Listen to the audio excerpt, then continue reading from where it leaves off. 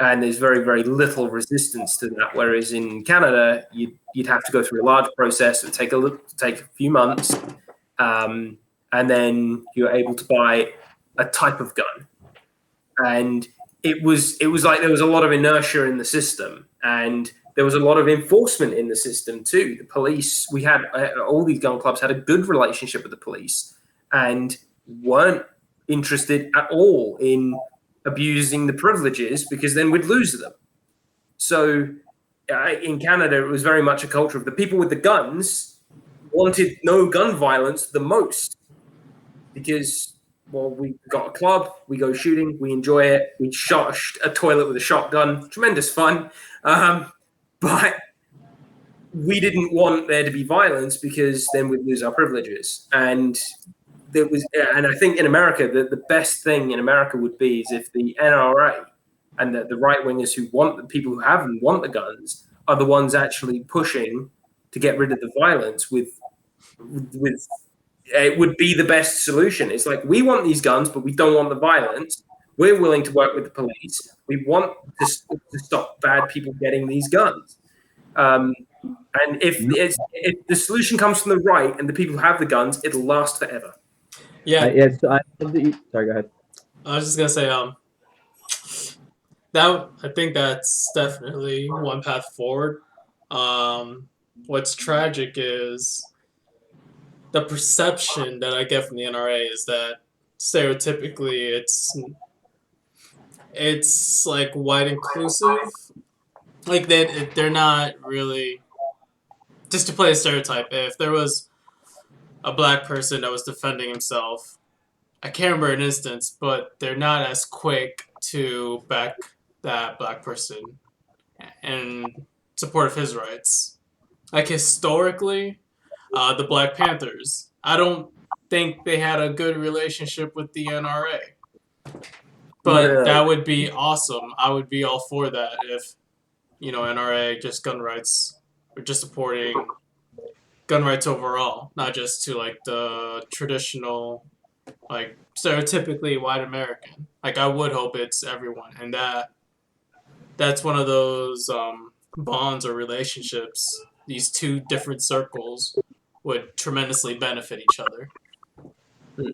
Eric?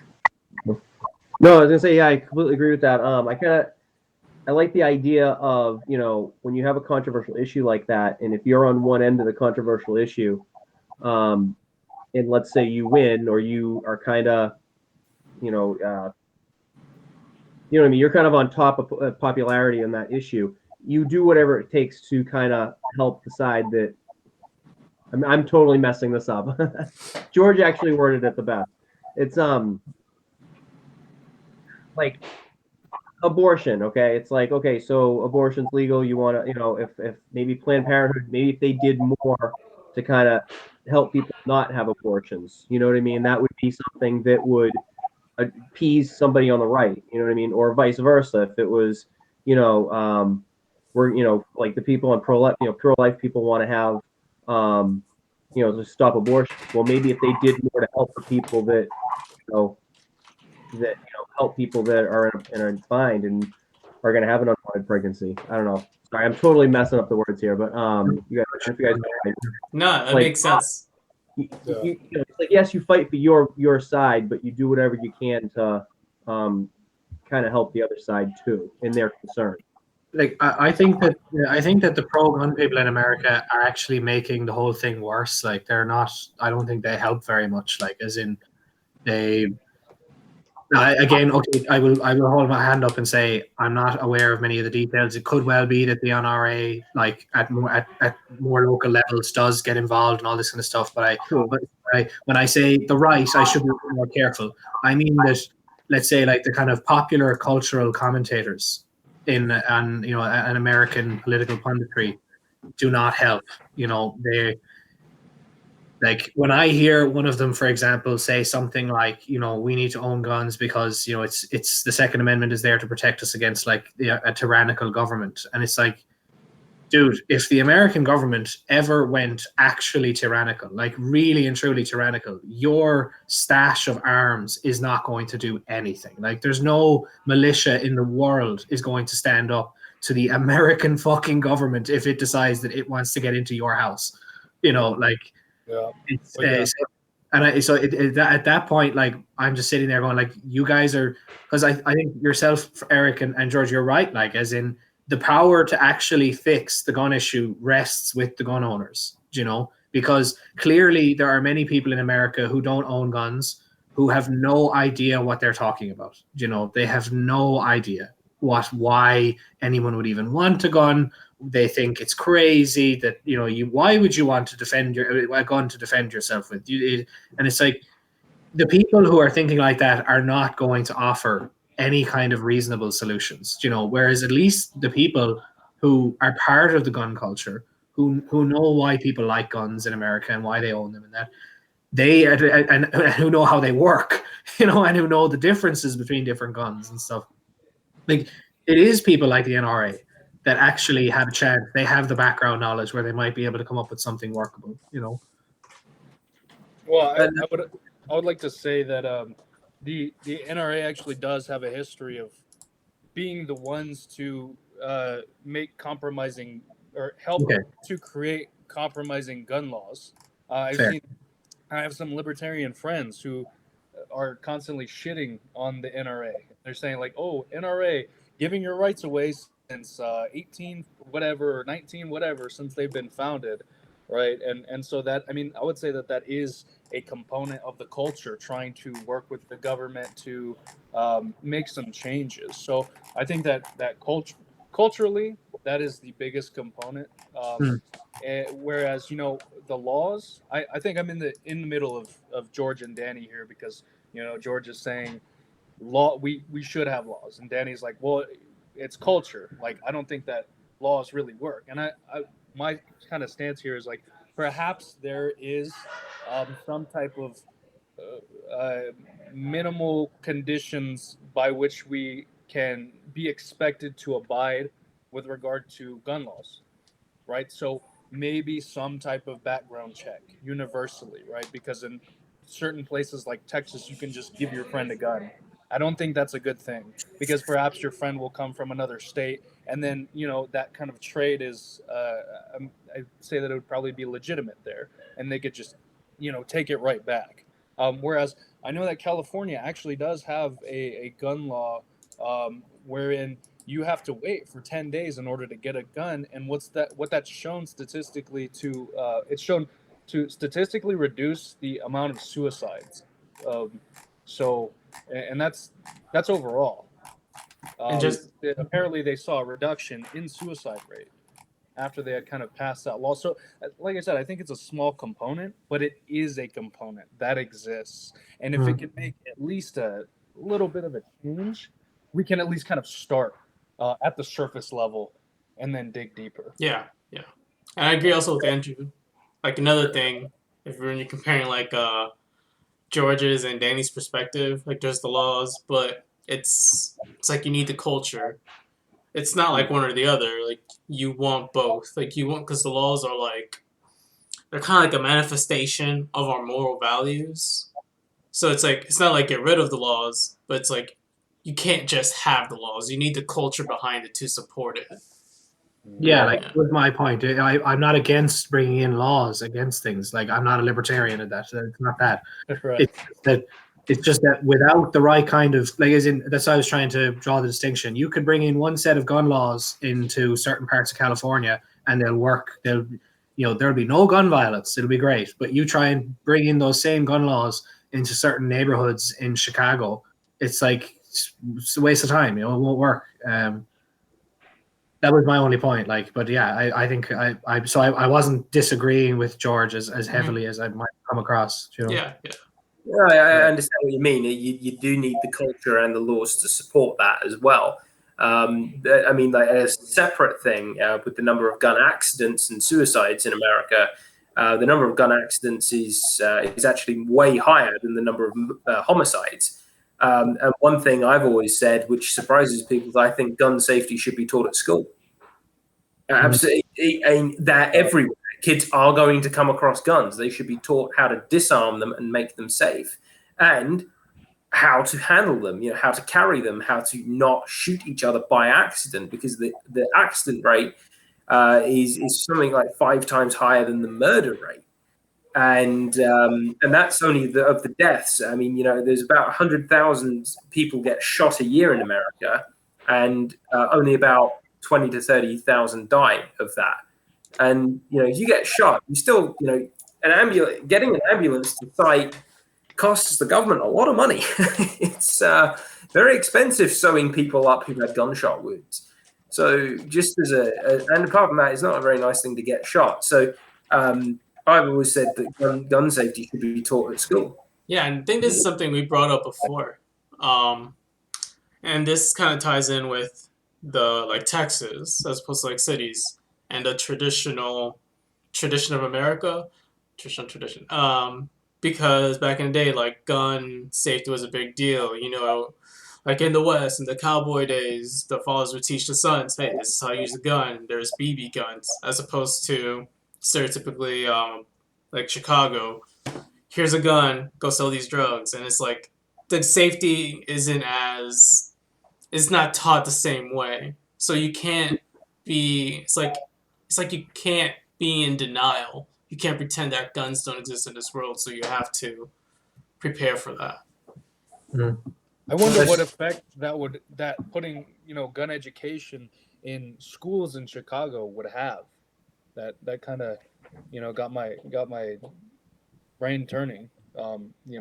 Just teaching gun safety and I guess the effects of, I don't know, gun violence and how to properly handle a gun and all of that business. Yeah, I wonder what effect that would have on that culture.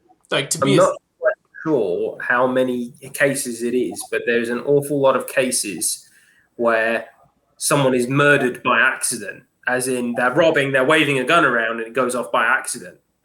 So, if you're robbing someone, don't have your finger on the trigger unless you want to kill them.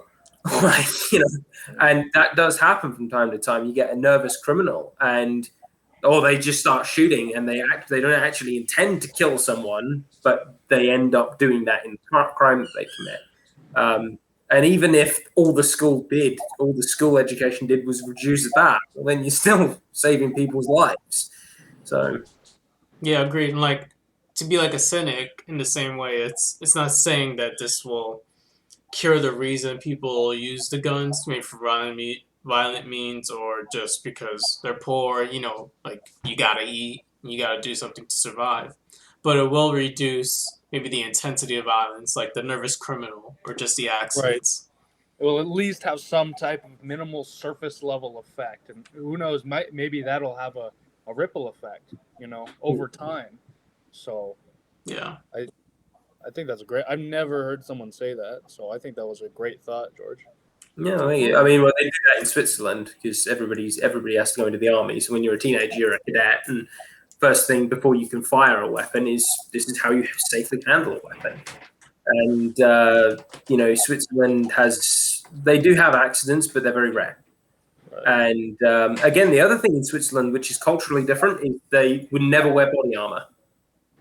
They only wear body armor if they're in their military uniform, performing military service.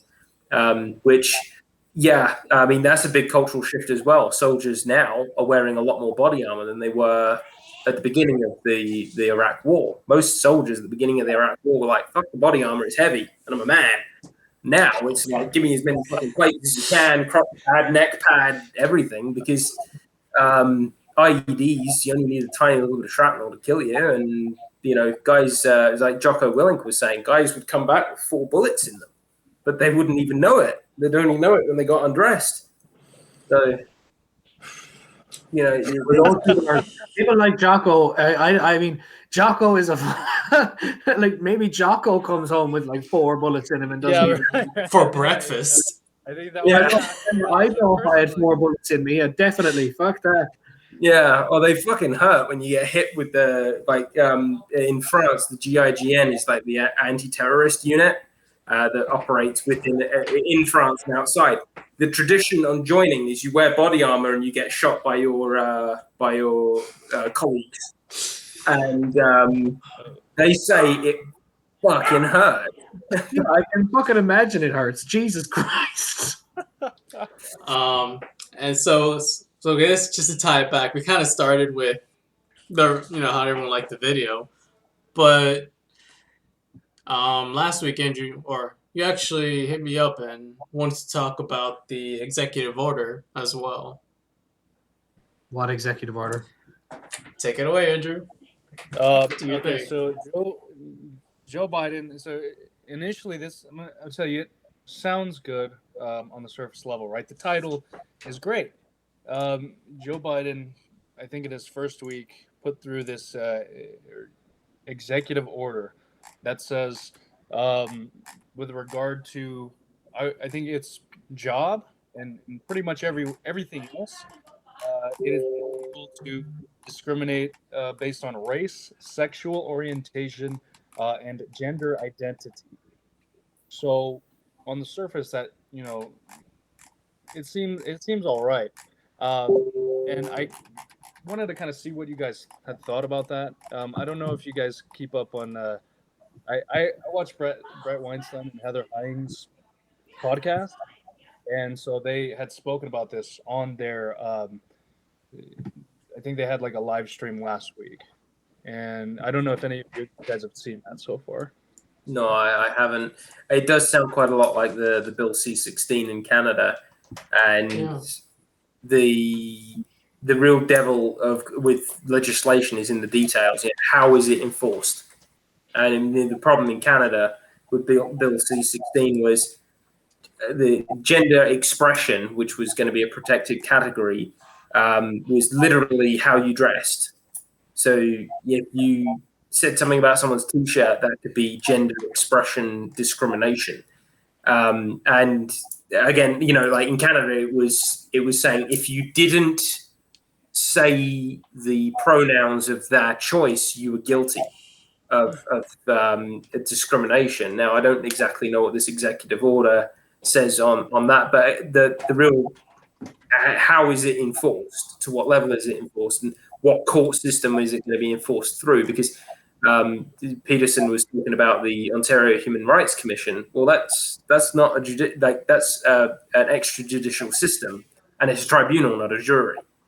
So it would also, it would if I discriminated against a trans person, would I go be put in front of a jury or a tribunal? That sort of thing's important too. Am I understanding this right? Is it so? I see. The problem is here. I actually don't really understand what executive orders, quote unquote, are for in America. Like it's. I've never looked into it. Like how. But we'll leave that aside because that's not a very interesting thing. Like, is it basically about? Did I hear you right, or did I understand you right?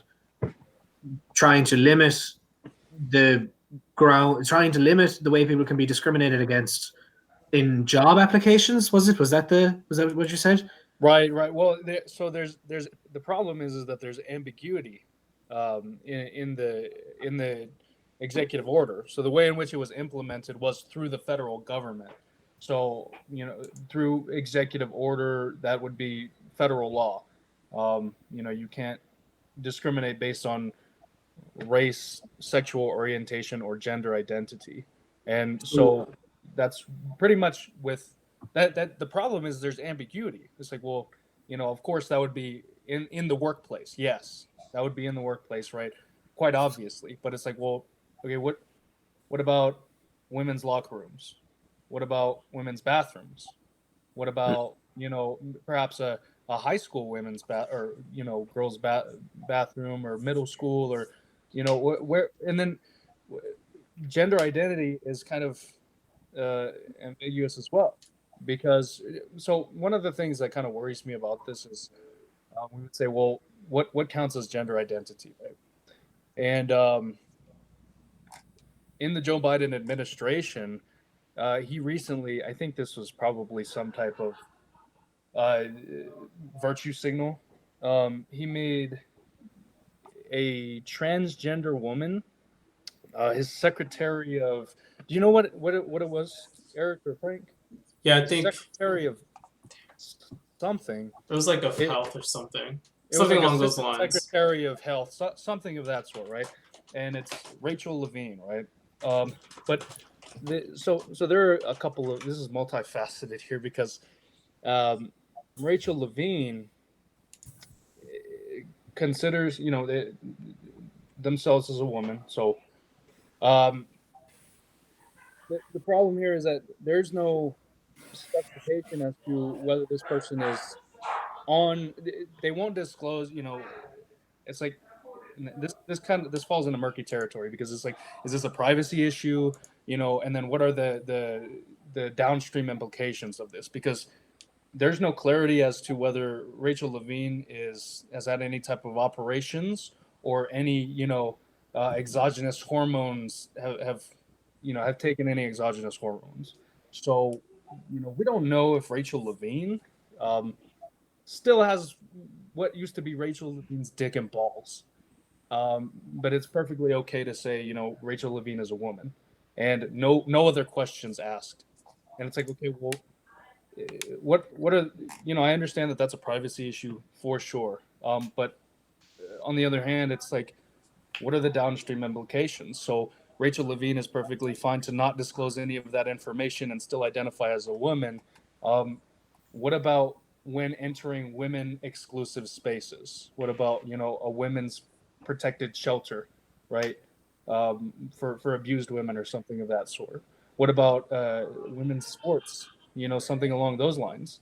Do they have to disclose those particular pieces of information, or does that fall within the privacy category, right? And you don't have the right to ask me whether I'm post-op or if I'm taking any hormones.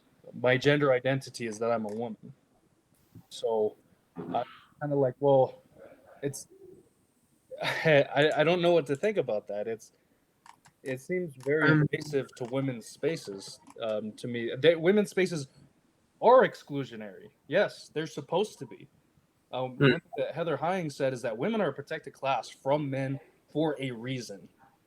They need their safe spaces for a reason. And, there's the fact that people have gamed this kind of system before, where you can identify as, perhaps the other gender and get into these safe spaces and then victimize somebody. This has happened before. People have gamed the system before, and the problem is that it's going to happen from bad actors in the future. Like this is going to be gamed, and who are the people that have to kind of take it? Who I don't know. It's I think but I don't know. It is complicated, like because it's. I don't know. Like I look, my own view anyway is that people actually can be whatever gender they want, like, and that's fine. Even if they want to make up a brand new one, like that's fine. They can do that. But there are obviously like functional questions that need answering. Like so. Okay, and somebody can say that they are a woman, and that's whatever. That's reasonable, I guess. But obviously, it's entirely reasonable that other people, for the sake of being able to interact normally with that person or interact functionally with that person, like whatever that person means when they say they are a woman, it needs to be fucking coherent, or it needs to be like it can't be changing on a whim every 5 minutes, because otherwise you're not going to know what to do. And then in terms of more broader practical problems, like, well, we have discriminatory spaces on the basis of gender already established in our society. So if we already have those, how do we go about banning discrimination based on gender? Like, it's I yeah, I'm twisted like that too. I think if I was genuinely a transgender woman, I think the whole point would be to be a woman and there not to be an issue about it. So you'd want to fit that category of woman well enough that nobody would notice the problem. Like, so obviously I wouldn't be bald. I wouldn't have a beard. I wouldn't.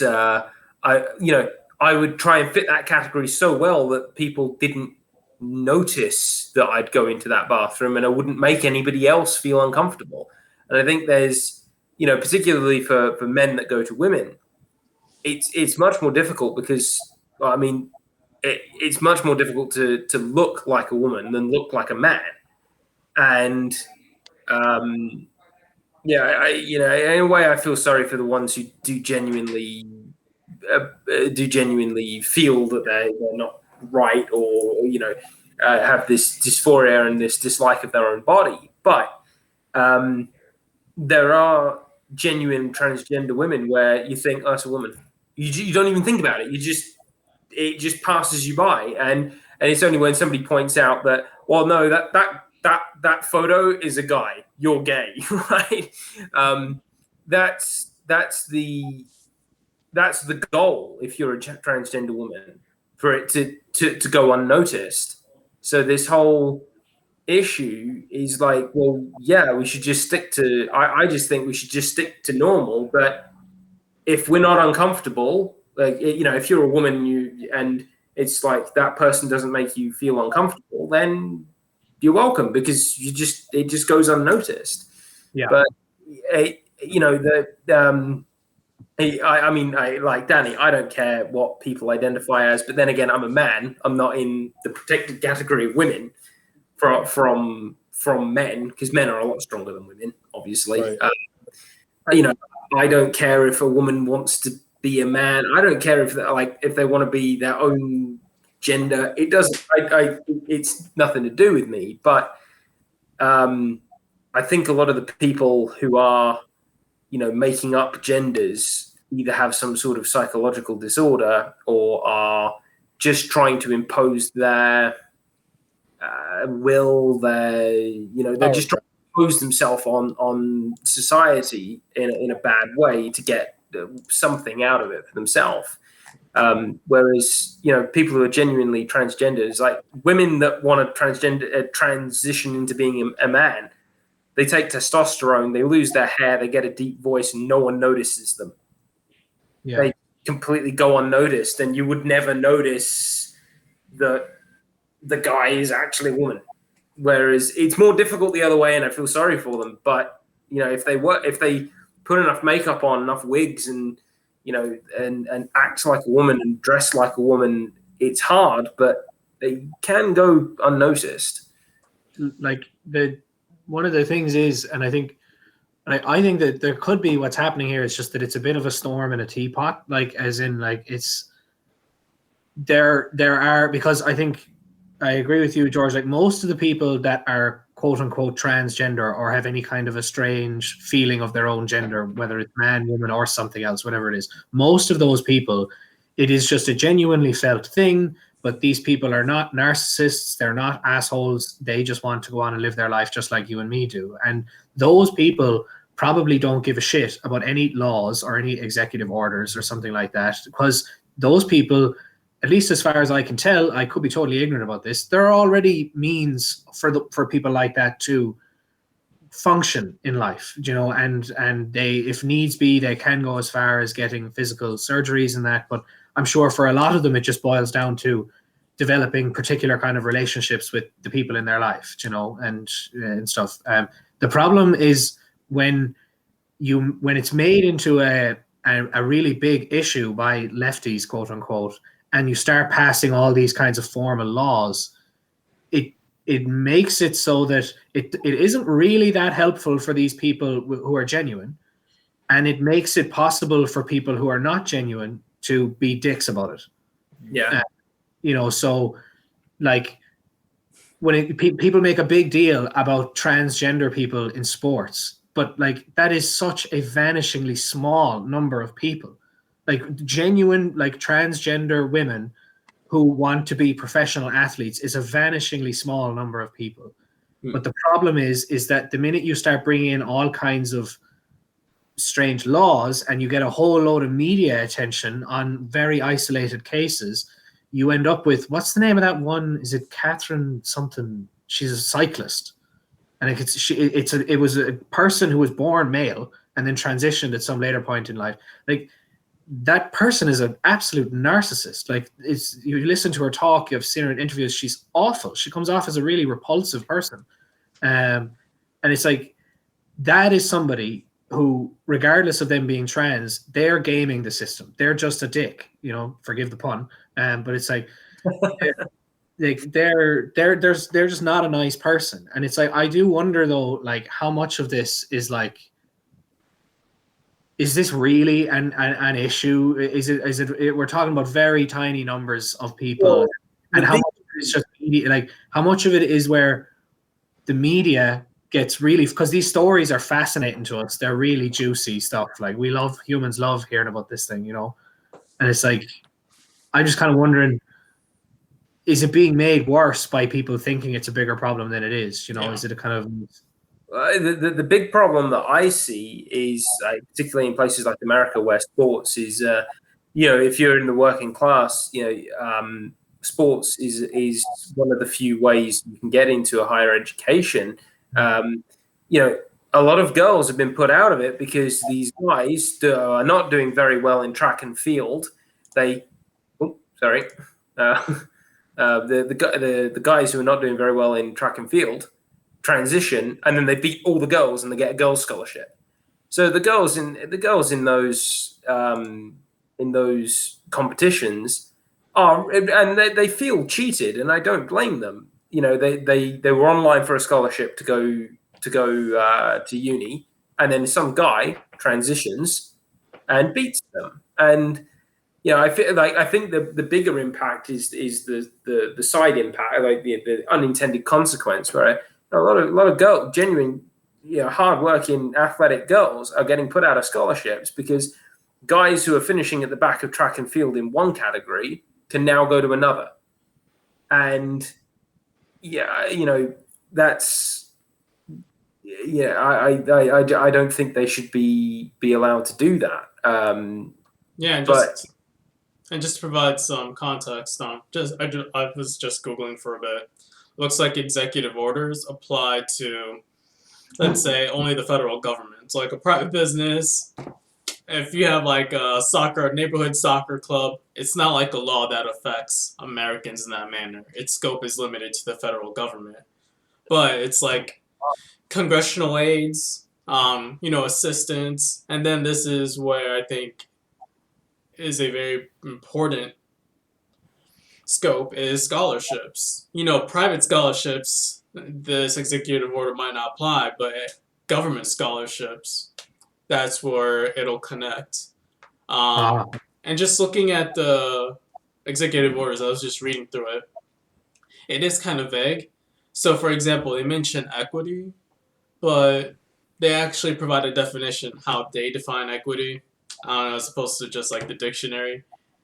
They don't use when Jordan talks about this, there's equality, which is like the connotation equality of opportunity, versus equity, which is the equality of outcome. In the executive order, they define equity. I'm just going to paraphrase. It's basically just fair treatment. And they don't mention outcomes here. They just say fair treatment and how basically they're being treated. And it's just like how they're being critiqued and judged. But then it's like, well, how do you treat fair? And this is where I think the scholarships will have unintended consequences, like George said, because of its ambiguity. Like, you have men, you have women. Where do the trans go? Like, what's their category? How do we deal and solve that problem? I think Joe Rogan's right. Trans people can compete against trans people. Yeah. You want a third category. You want to be a third category of gender, or compete against the third category of gender. I don't see that as an unreasonable. I mean, the thing is, there'd be one study I heard said that if you know someone who's trans, you're 70 times more likely to be trans than if you. A lot of this is memes. A whole lot of this is like definitely memes. A lot of gender is memes. I mean, like it's. I don't know if I don't know if you guys know Richard Dawkins' concept of memes and that, but it's just a thing about ideas spreading between people and that, and they can be big. But anyway, I'm much less concerned about stuff like, discrimination in sports and scholarships and how this stuff might affect that. I'm much more concerned about this rather fucking coherent notion of gender becoming more popular. As in, I'm totally fine with people. I don't think there's anything incoherent about someone having this rather strange feeling about themselves and where they fit into these kinds of categories that we call gender and that. I think that's all fine. There's nothing incoherent about that. But the answer to that some people, like the wokeists or whatever you want to call them, have come up with is this totally social constructivist, everything is fucking arbitrary model, which is just completely incoherent. Like that spreading is much more concerning to me. Like you can have, when you've got like journals, like scientific journals, advocating or saying something along these lines and talking about gender like this, like that's worse for me. Like, have you seen any of that happen yet? I'm not aware of the scientific community falling prey to, this kind of language. I will admit I've just seen a couple of, like, there's a guy called Colin Wright. He's like some kind of a biologist. He writes a lot for Quillette. He talks about it a lot on social media, and he's constantly sharing stuff about it. In fairness, I could be getting the wrong picture. Maybe it's not that bad, but insofar as it is bad, I think that's much more concerning than these transgender athletes or something. Or it's like, I think that's potentially, insofar as it's bad, it's a much bigger problem. Because I have friends who just, they will casually throw out these ideas about, well, boys like blue and girls like pink, and it's all socially constructed and all this kind of stuff, and they'll just say it without thinking, and I'm just like, yeah, but these notions of gender and gender fluidity and that, like, they're completely, you try and dig into it with them and they realize it's incoherent. But like, what's happening is, like, there's a lot of people where these ideas are spreading and they haven't really thought about it. They just they hear like the really reasonable kind of thing, which is, yeah, well, is there a reason why a girl can't use an action man, or play with Superman when they're a baby? Or say they think that that's all it means. They think, like, all this is just boys can wear dresses if they want to. But it's much deeper than that. It's much more like the whole ideology is much more. It says a lot more than they think. That concerns me. Very destabilizing. It's very destabilizing to children. Again, like, I mean, when I was growing up, I mean, now I'm 5'10" and weigh about 150 pounds. But when I was growing up, I was always about 6 inches shorter than everybody else in my class and about 20 pounds lighter. And even though, but the thing was, I was always very, very small and not very, the only thing that was masculine about me when I was growing up was I liked aeroplanes, wanted to be a fighter pilot or a soldier or something like that. And if people pushed me around because of my size, I'd deck them. But I didn't look masculine at all. I had long hair. I was blonde. I had long hair. I was smaller than everybody else, and I had a particularly squeaky voice. And with the English accent in Canada, that was even more feminine. So, I mean, the thing is like, my mentality, I knew I was a boy. I never questioned that. Unfortunately, there was nothing destabilizing that, because as a kid, that sort of thing, when if the society around you isn't stable on that sort of thing, then it's going to take you a lot longer to learn that. But like, in my head, I was like, well, I want to be a soldier or an airman. That was simple. But like, my body was much smaller than everybody else's. Now, if you've got a smaller kid now, I think it is much harder. If you've got a small boy, now everybody's saying, "Oh, you could be anything," and it's like, well, no, they're still a boy. They're just growing a bit slower than everybody else. I didn't have any problem. I was just a small kid, and today in Canada, they're really, really pushing this transgender stuff in elementary schools now, and kids, it just confuses kids, and I can't see that as a good thing. I have something to say. So I mean, I would think that Canada may be so. All right. So I recently heard this term "canary in the coal mine," right? Where the canary dies before from the toxic gases before the coal miner, so he's alerted that they need to get the fuck out of there, right? Yeah. And so I would think what I would think about this new executive order. Now, I guess perhaps I was unclear as to where it applied, but I would think that may be something approximating a canary in the coal mine, especially with regard to what is going on in Canada, right? I mean, you're talking about how these things are being introduced into elementary school, and they've gone to a greater distance than the United States. So I'm actually concerned about the downstream effects.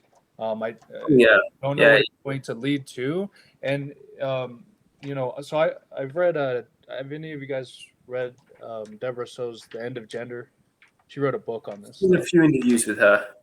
Yeah, so I watched some of her interviews and I read her book, and she was talking about this type of stuff. And Frank, she actually was making references to the fact that there are scientific papers that have been published regarding gender as a type of spectrum, saying that it is not, it's more socially constructed and it's not biological by any means, and actually kind of breaking down these concepts. And she was saying that she's been at multiple talks where when there's a Q&A, she's been asked by journalists there, what do you think about the brand new papers that say that pretty much everything you're saying is wrong, that gender is not, bimodal between male and female, and they'll like cite these scientific papers. And her response is, well, what else do I have to say besides, that's wrong. She's like, I mean, we can go all the way back to what exactly makes you which gender you are and how that kind of pertains to sex. But I'm not going to explain all of that to you right now. All I can say to you, journalist over there, is that you're wrong.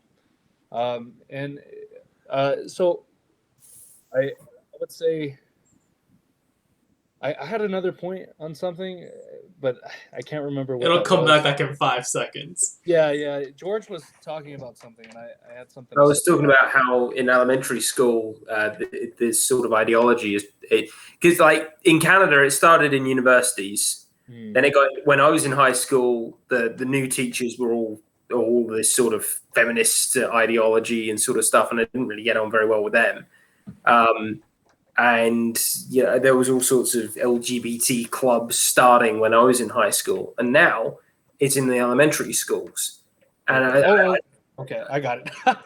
Perfect. Okay, so what my my whole argument right now is that perhaps there is a rather infinitesimal effect on whoever is being affected by transgender athletes or bad actors going into bathrooms, going into locker rooms, coming into women exclusive spaces, but that does not negate the fact that they do exist, that these things do happen, and that there are individuals that are affected.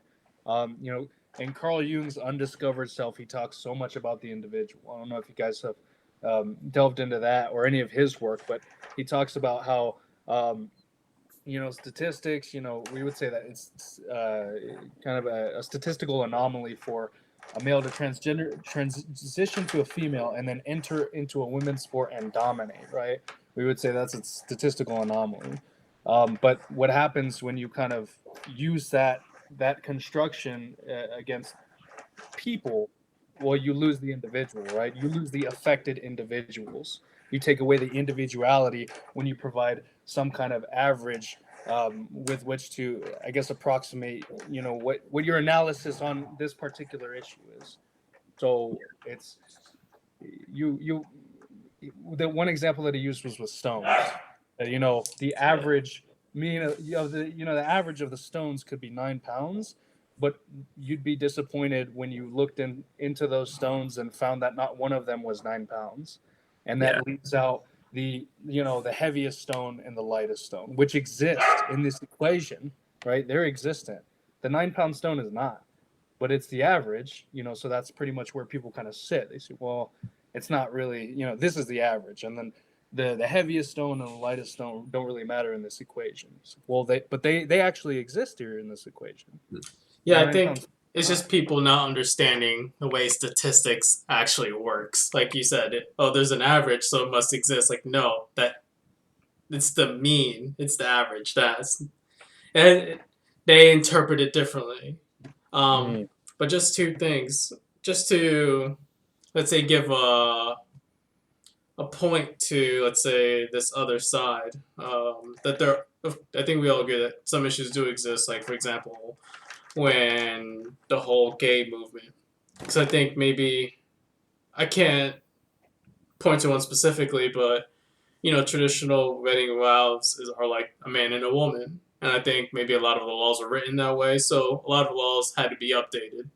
Maybe some of them had bad intentions, but that was just like the common wording. So it's like, okay, that needs to be updated for doesn't be man or woman, it's just person, and then expand that now for trans people. We're just being more universal. Just it's a person, regardless of whatever. Right. But I do agree. Like we do need to be careful because it's the canary in the coal mine. Right. My second point was, so it's like, well, how do we solve this? What's the solution? What's one step forward? And it's the same way like I'm approaching like every problem or every like group. It's like, okay, there's this extreme side. Well, one step forward, one possible solution is like, okay,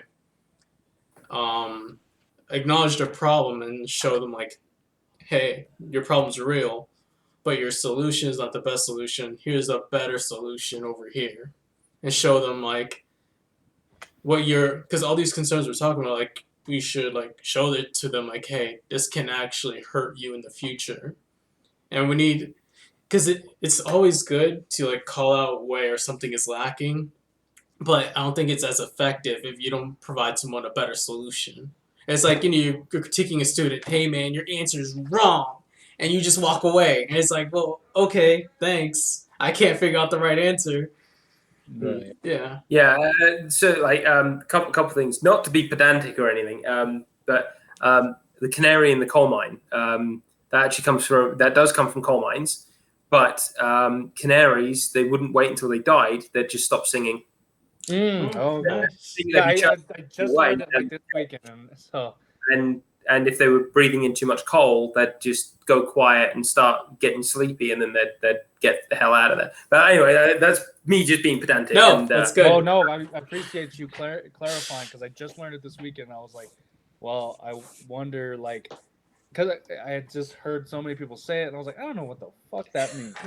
Yeah, if canary died, you were in real trouble. So they generally take each they'd have a little cage, because some of these areas were really small. They'd take a canary each, and if one stopped singing, it was like, I'll go get me another canary. But if they all stopped singing, get out of there. Okay. And that's why they had huge bird cages, and they'd pick out a singing canary, and they were always male, because the females very rarely sing. Mm-hmm. And but anyway, that's just. But the what was the first point you were making there, Frank? Well, one point was just to accept one valid point. Like, there could be some legal discrimination by saying like man or woman. Now we should be saying like person. That reminds me of what I was going to say. In Ontario, it was quite funny when they legalized gay marriage, because they first legalized gay marriage and had this huge celebration. And then it was only like a year later that they found that they never actually had any infrastructure or law for gay divorce. So all of a sudden, this gay couple was like, we want to get divorced. And the court's like, well, we've got no paperwork for it because you're both men. So that got solved. But that's just, again, one of the unintended consequences, right? Yeah. They legalized marriage, but they didn't give them the right to divorce as well, which is equally as important. Right. But it's just, you got to remember things like that. But again, with the pronouns issue in France, French has an interesting pronouns issue because in France, there's two ways of saying you. In French, in all versions of French and Creole and all of them, there's always two ways of saying you. There's the formal. You'd say to a stranger, your boss, your teacher. If you're in an argument with your girlfriend, you'd use the formal vous. Yeah. But if you're a friend with someone, you're being friendly with someone, or you're talking to a child, it's tu. Mm-hmm. So to French people, I get this wrong quite a bit because it's just a foreign concept to me. To French people, my boss would never call me tu. He would always call me vous. And it's proper. It's the proper way of speaking to them. But the guys I work with, they would, hey, tu, yeah. They use tu when they talk about when they say you. And like a kid on the street recently asked me to open the top of their drinks bottle, and she came up to me and said, "Pouvez-vous ouvrir, monsieur?" And she didn't say tu, but children, everybody says tu to children. Whereas, so for a kid, the first time that someone says vous to them, it's like, whoa, it's like, oh, I'm big, you know. Like, sir. Yeah, like, yeah, if you say sir to a kid, they're like, whoa, that's big. Like, but yeah, like children, like adults say to children tu.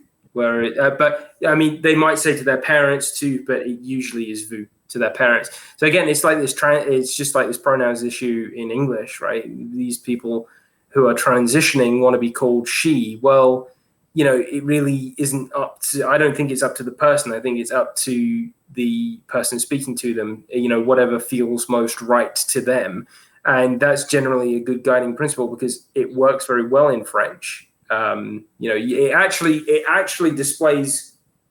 It's actually a really, really good method of communicating because you know if someone's going to be friendly to you or it's formal. Right? It communicates a little bit more information when you're saying tu or vous, and you know, I think, you know, if you're saying madam or sir or whatever, it really is up to the speaker because it's whatever feels right to them. So, you know, like if a guy is dressed well enough like a woman, then people are just going to naturally say, "Excuse me, madam," you know. Whereas if they're in that in between and it's weird, then, you know, that's not the point of being a trans person. The point of being transitioned is to go into the other category. So I think the solution there is whatever feels most comfortable to the speaker. Yeah. All right. So I have a point. If you're finished, George. Yeah, go for it. Okay. So I wanted to, if I can keep all of this in my head right now, I wanted to reply to Frank and say something about what George said. So, with regard to what, you know, Frank said here about, you know, perhaps the way in which to approach this is to offer some sort of solution rather than just saying no, bad, you know, you're wrong, you're right, being that kind of teacher. That's not the best approach, and I agree with that. And so and also with kind of the way in which we progress in the United States, with regard to gay people getting married, you know, saying, you know, people or person rather than, you know, a man and woman, right? And so what I would say is that what we shouldn't do is we shouldn't be inclusive in exclusive groups that have a good reason to be exclusive. Okay. Yeah. The gender separation, right? There's a good reason that we have a gender separation. And with regard to some sort of solution, you know, I don't want to try to be too funny here, but I think that George made a good point with, transgender people should just fight each other. Like, okay, Wait, perhaps there what? should be a third space. I thought you meant just like they should just fight each other. Why do you want them to they fight? should just go. They should have a battle royale. But Yeah. they should have. Perhaps, women should be afforded their own safe space. And men should have their own space.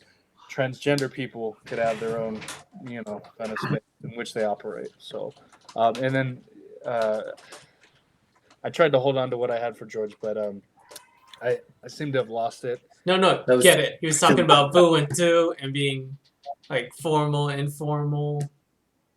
You should have. Right. Well, yeah, and what I was going to say is that that's a good point. That people will reveal their intentions with how they address you, and that's in English as well, right? And it's like, well, if I correct someone that I'm a woman or what have you, and they still refer to me as a man, quite obviously we shouldn't be interacting, right? Because you're not respecting the way in which I would like to be spoken to. Yeah. You don't have to talk to that person, but you also tell them how to speak to you. I can't tell, you guys, hey, I'm a black man now, so refer to me as such. Refer to me. Get mad at you every time you say no. You don't really look like that. Yeah. I mean, there is respect between people, and it depends. Like, if someone's got if someone is cannot look any more like a woman than they are trying to, and they're making a respectful request, well, 99% of people will go along with that. Whereas, there are people who are just taking the piss, and they're very difficult people to get on with anyway, regardless of what they're taking the piss over. So, but yeah, general respect between people is generally earned in a conversation. And I think that's a relatively reasonable expectation to have, that if someone wants to be referred to as a particular gender, perhaps they should make the effort to make it easier for other people to refer to them as such, because it would be kind of hard to refer to, say, a big burly man as she or her, and I would think that would naturally errors would occur in that conversation, and that's not really grounds to get upset.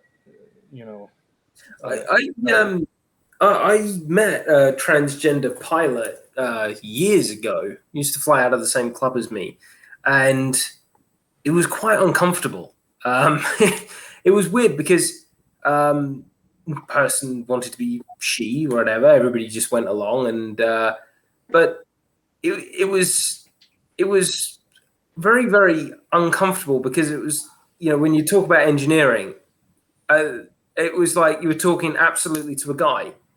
Absolutely. I mean, it was weird because it was like you were absolutely talking to a guy in that conversation, and then you talk about anything else, and it's like that person became very feminine, and it was almost like the uncanny valley in AI. It was almost like talking to a woman, but they had an engineering degree, so talk about engineering, boom, absolutely. Just like talking to a guy. Now, I know women who are engineers, but it's kind of odd, because it's like the engineer where I work now, she explains things, but you still kind of know you're talking to a woman. She explains things. I don't know how to put that, but it's like she explains things in a feminine way. I mean, just as well as a bloke who's an engineer. But can you give an example?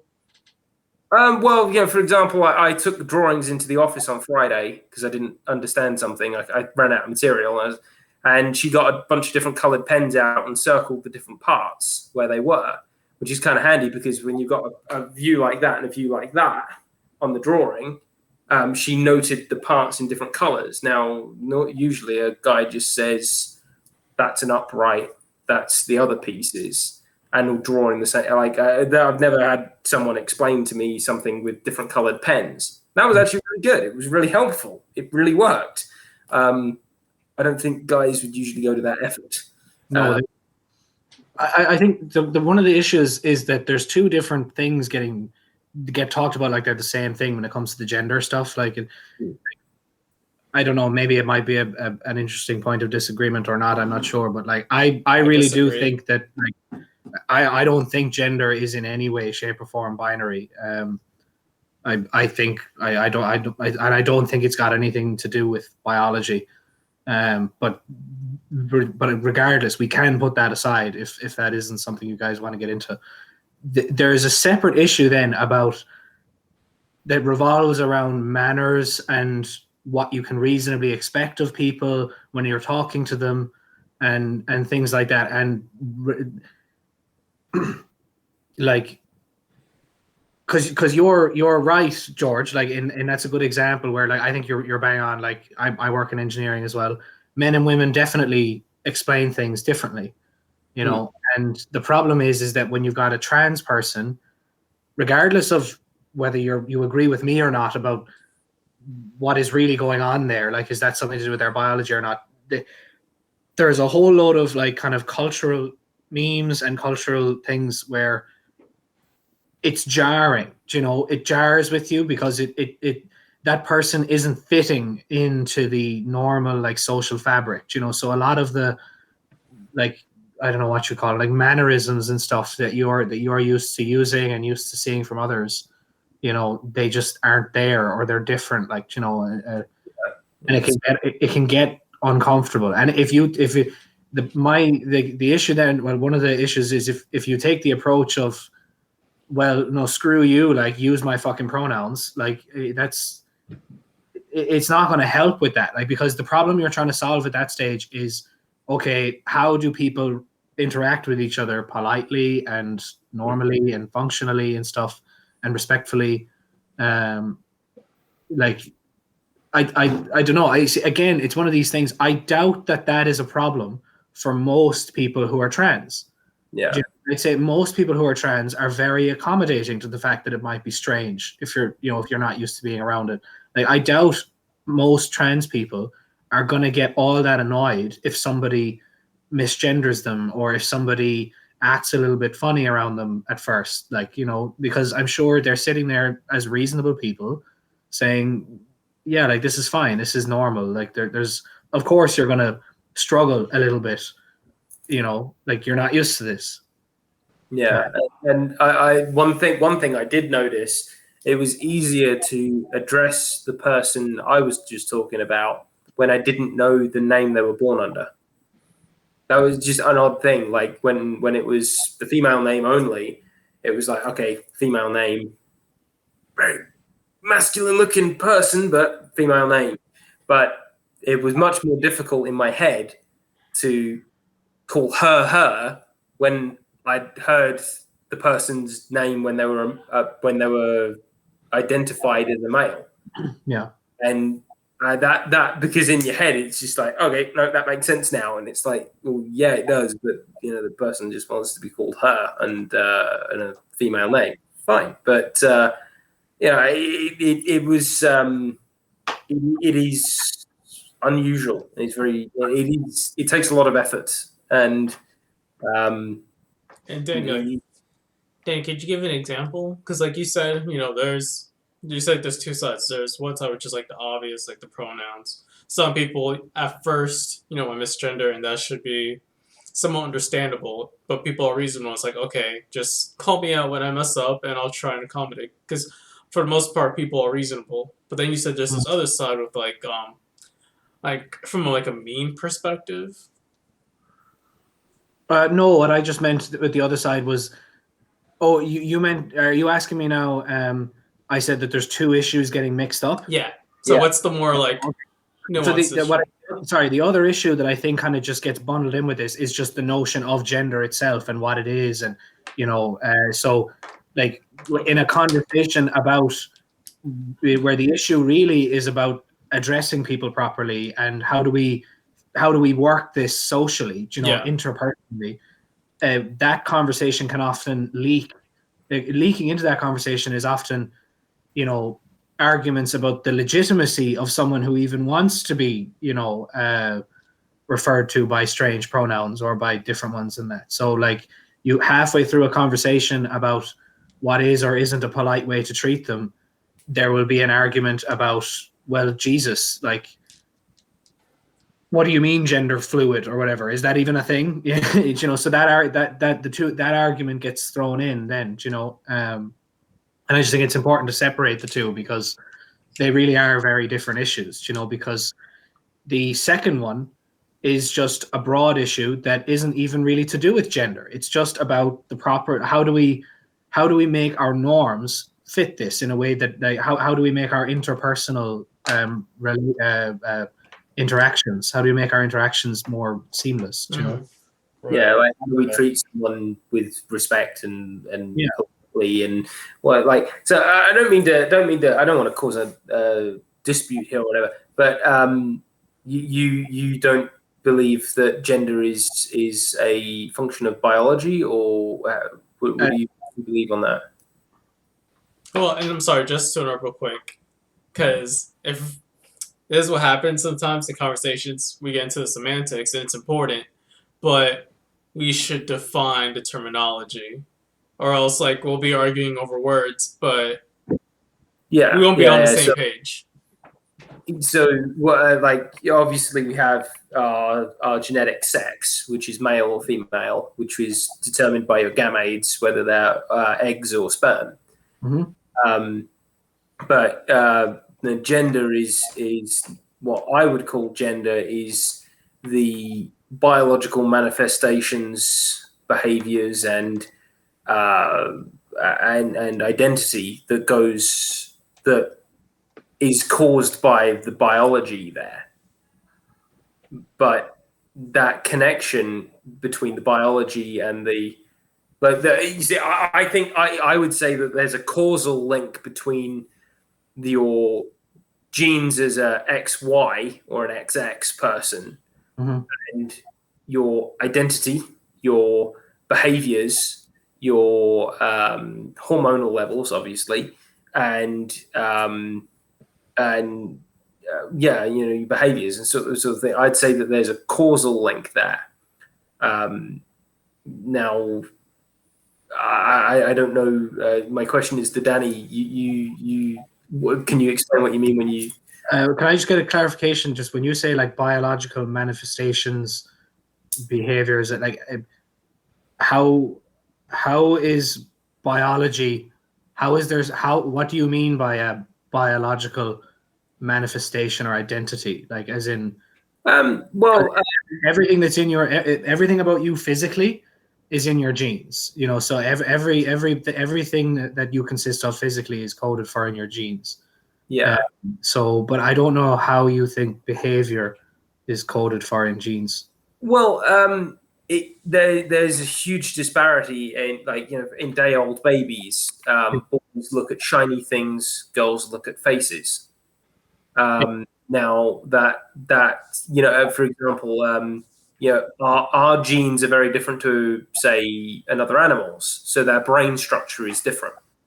Yeah. Like a horse. The horses are very hemispherical brains, which is why you always want to get on them from the left, because they tend to panic if you get onto them from the right. Okay.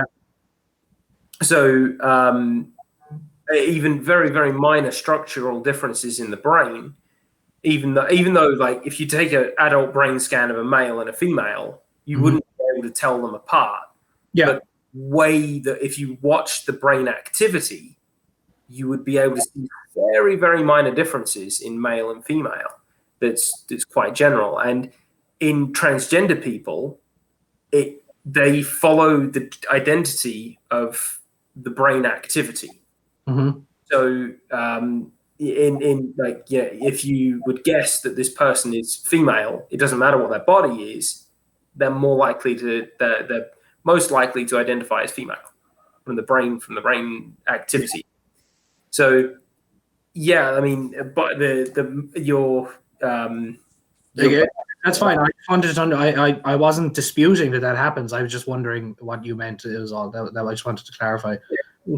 Look, just before we go further, because I highlighted it and then I pushed it aside because like this is going to get hairy, like, you know.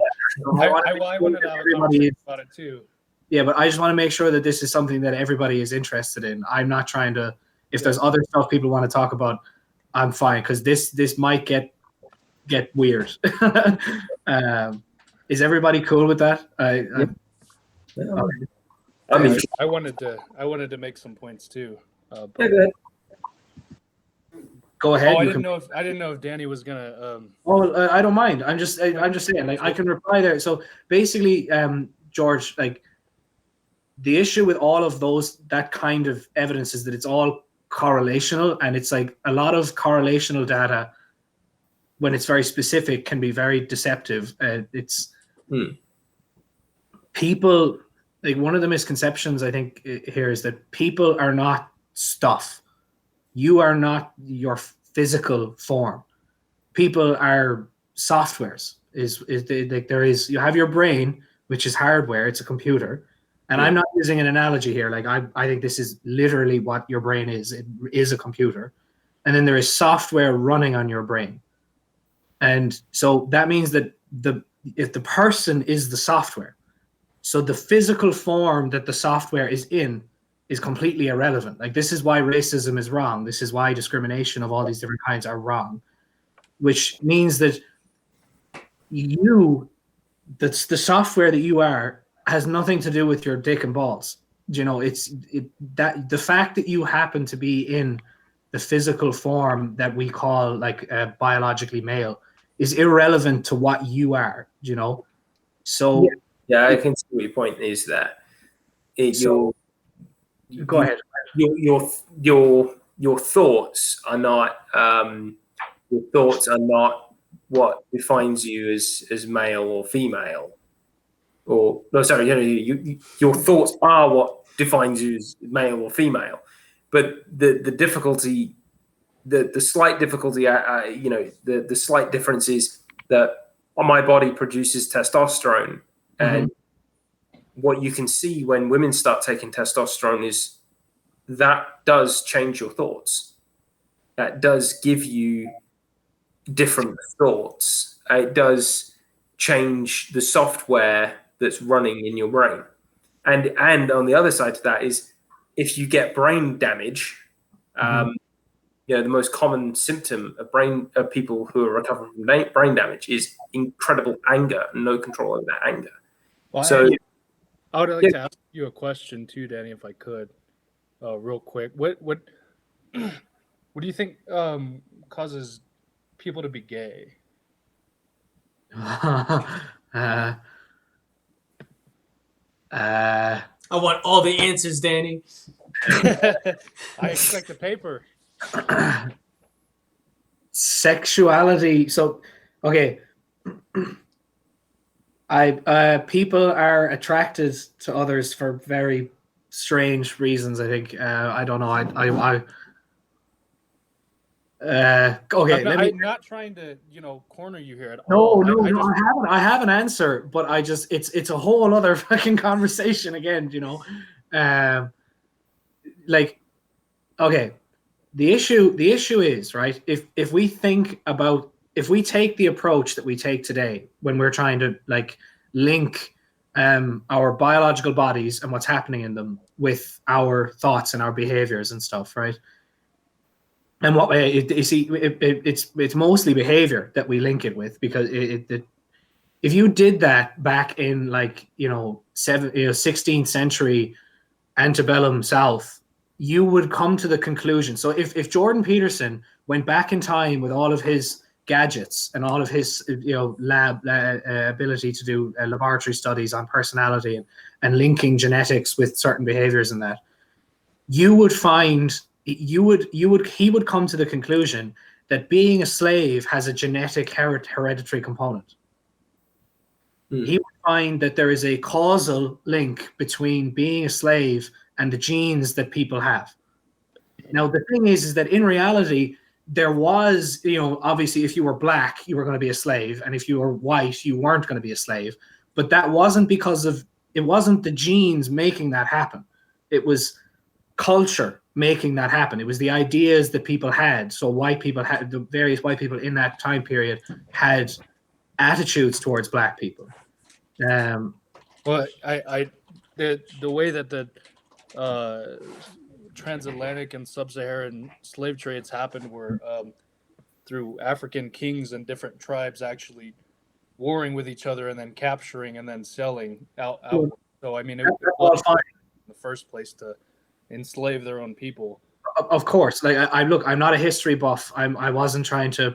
What I'm just trying to say is that, to your points about, let's say you can give people certain hormones and it can influence their moods and it can influence their emotions, and that, like,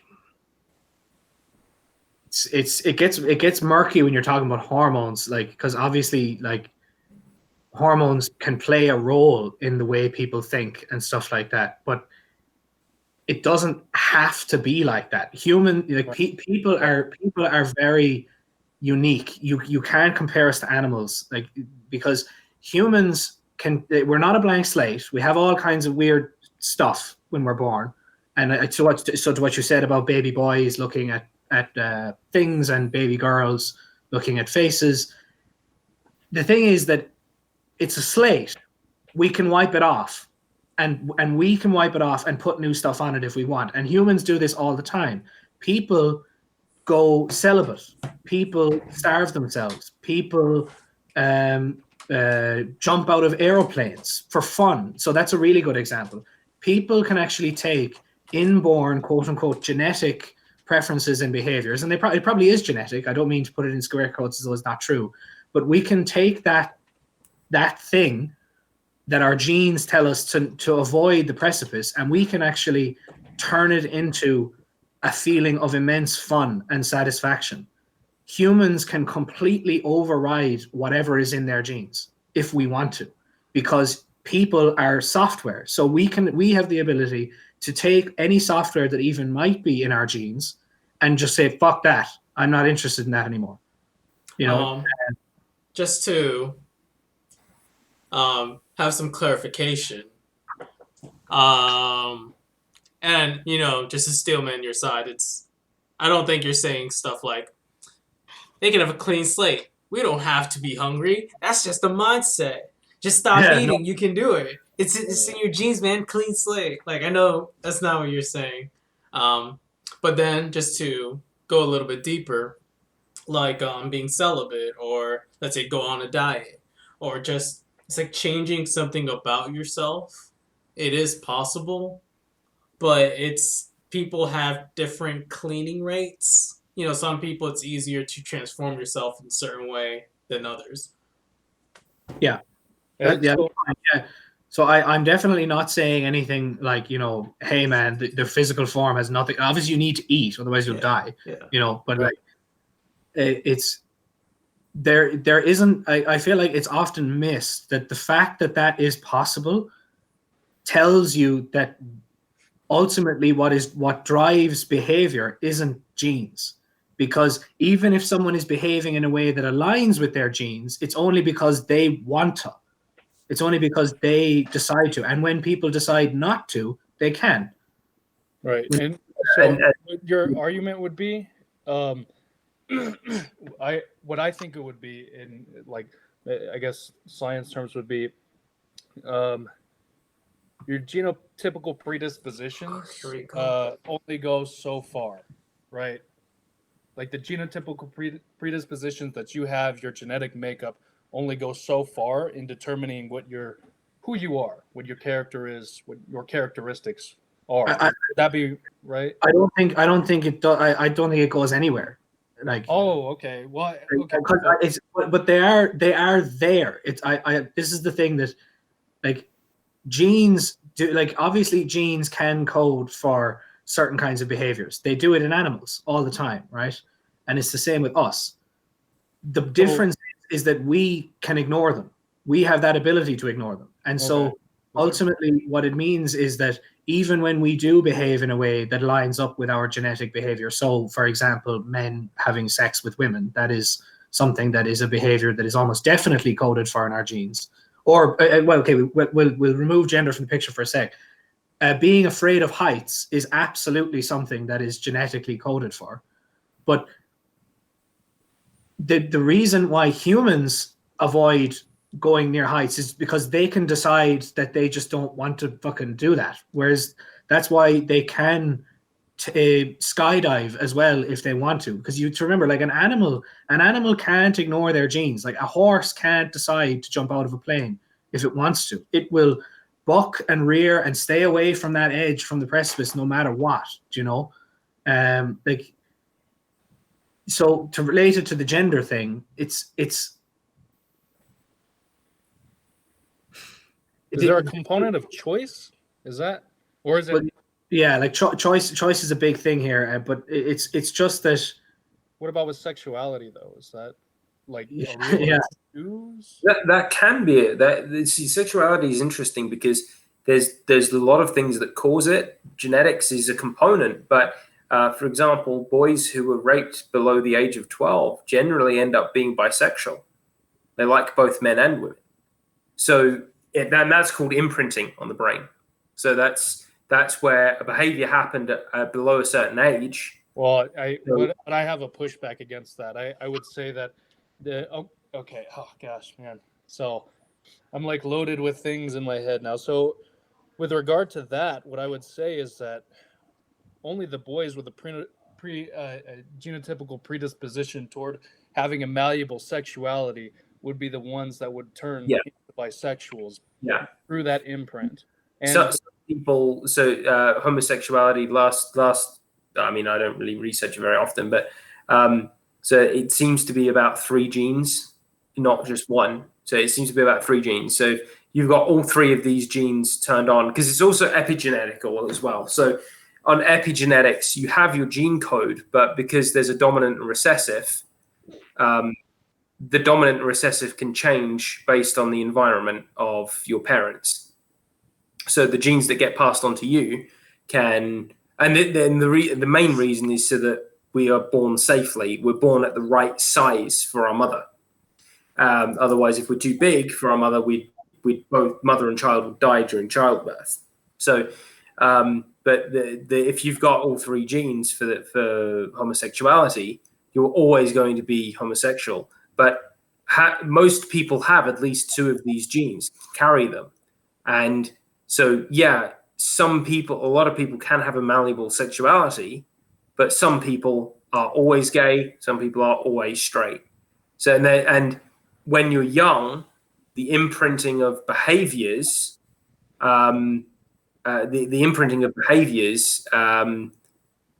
reinforces what structures get built in the brain. So, like, where I agree with what you're saying, Danny, that we can do things beyond our genes and what our brain was built for.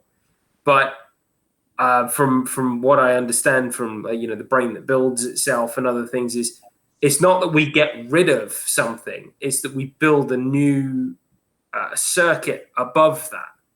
So if you take up skydiving, it's not that you're never afraid of heights anymore. It's just that you've built up the circuit of enjoying skydiving more, which is why it's always going to give you an adrenaline rush.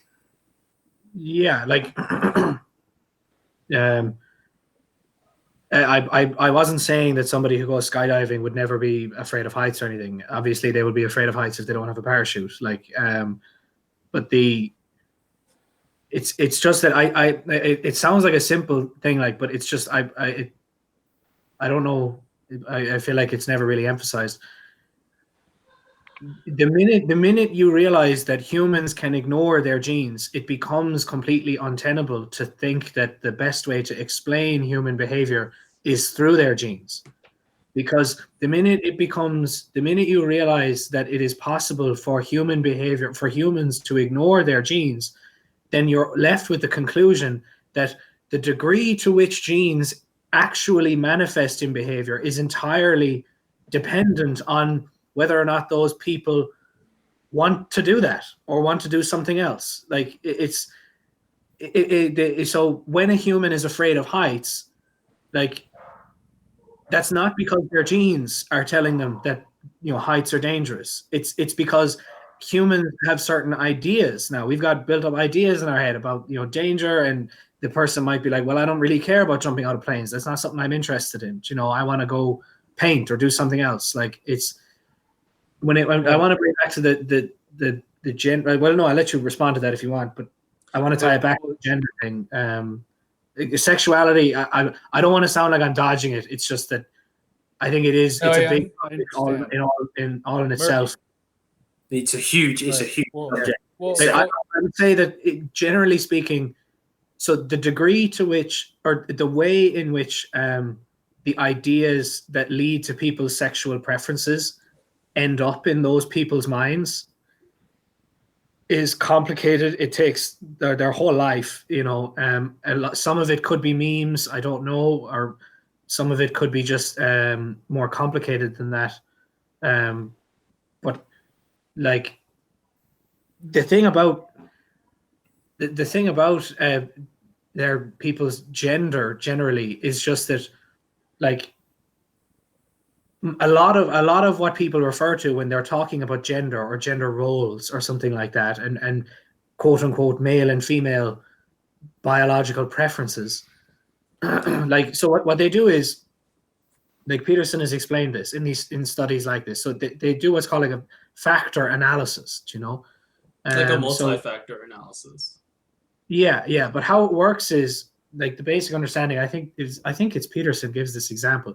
You can like ask you can ask a question like, how tall are you, right? And you could take 100 people and ask them how tall they are. And then you could take the same 100 people and you could ask them, okay, well, how long are you when you're lying down on the ground? And you can plot those two data sets then. And if you put those data sets on top of each other, they'll overlap. They'll completely coincide. And the reason they'll coincide is because although you've asked two different questions, you're allegedly just measuring one factor, which is their height, And so that's obviously a simple example, but the idea is that you can, when you try and track, when this is what they try to do when they try to isolate certain genes and map it with some behavioral factor or something, so they will look for these clusters of data around the existence of a certain gene when you go looking for another variable. And I'm not doing a great job of explaining this, but it's like, oh, go ahead. Go ahead. Sorry. No, go ahead, Frank. The point is, it's correlational data. It's not causal, and there's nothing wrong. I'm not saying there's never anything useful to be learned from correlational data, but it's just that it's important to highlight that, like, because people like Peterson and even Steven Pinker, and that when he's like, all of the data that they reference when it comes to like identifying genes with gender and stuff like that, it's all this kind of study. It's all correlational. And that's why I mentioned, if you did that exact kind of study in slave owning America, you would have gotten the conclusion that certain genes cause slavery. I see what you mean. Again, it's difficult because we have a lot of genes that create the basic structure of our brain when we're born, but the actual behaviors that we do is what reinforces certain structures of the brain.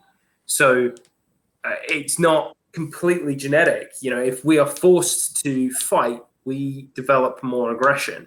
If we are in your environment, the way you interact and what you do builds those systems in the brain. So yeah, I see what you're saying, that gender is an inaccurate terminology because there is you think it's inaccurate because we have so much potential in our genes, and that we can go. There's a huge potential in our genes, and our environmental choices, whatever, could lean us either way. And just to add to something else, it's like, I get what Danny's saying, and correct me if I'm wrong in any of this, because there's like correlational versus causation, and that's something that we just need to be aware of throughout this entire time. But just to go a little bit deeper, and this kind of associated with everything George was saying earlier about like horses and how their brains are hemispherical, and just that whole piece you were saying, based off the science we learned, just to go a bit deeper, science itself, the thing is, it's correlational. Science is observational. It's not truth and logic. Like math, because like there's like the logos, like philosophy, and there's logic, and there's math. And then what we do is we look at our world through our senses and observations, and we try and make sense of it using numbers. We like physics equations, like gravity or velocity, all of that. We take mathematical or abstract ideas that are true in the sense that we take these abstract ideas and we look at science, we look at the reality, like, okay, which one aligns? So that's why, we look at correlational studies. They might make a formula. The science might not be reality, might not be true, but the more correlation I think we get, the more closer you get to the truth. We have to realize it's not the truth. Yeah, like I wouldn't say that scientific theories are like scientific theories. Like I know what you're saying. I completely agree with you, but I think it's a slightly different use of the word correlate. Because correlation in statistics is a particular thing. Yeah, and then yeah.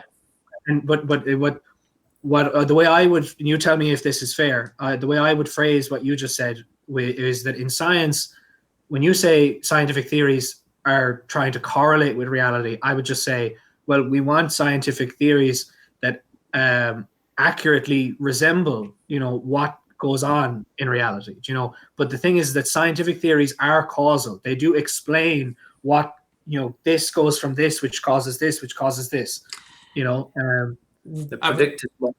Yeah, I would say that, but it's limited to our observation. Like we don't know the truth of it. It's just like if something causes this, we can only see a part of the picture. There might be something more going on. Like you might not be able to see other factors that also cause it. So that's what I'm saying. Yeah. We have our observations.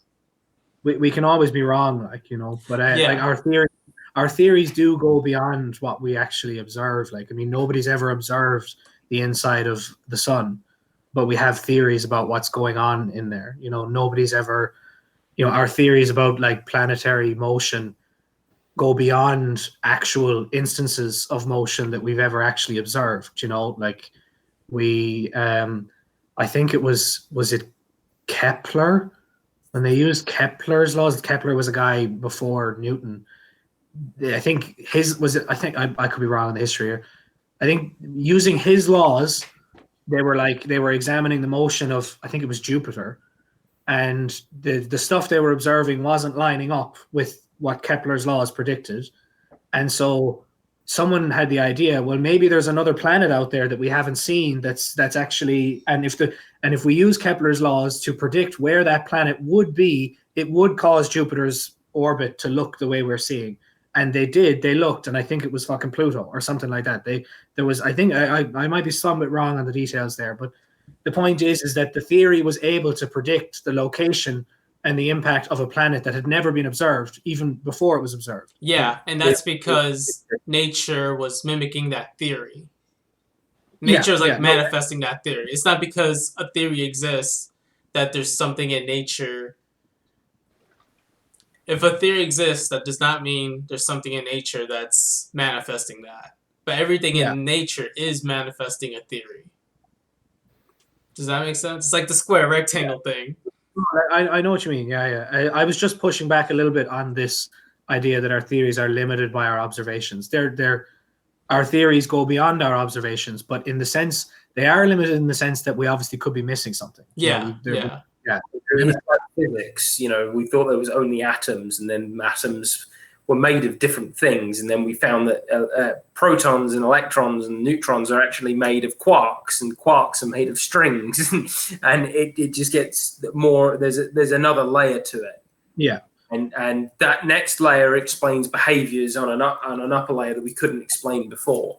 Yeah, and I understand what you mean. Sorry, I didn't mean to put you on the spot. I was just genuinely interested in Oh yeah, I don't mind. I'm happy to talk about it. Fine. I just want to be conscious of other people and what they want to talk about. That's all. Yeah.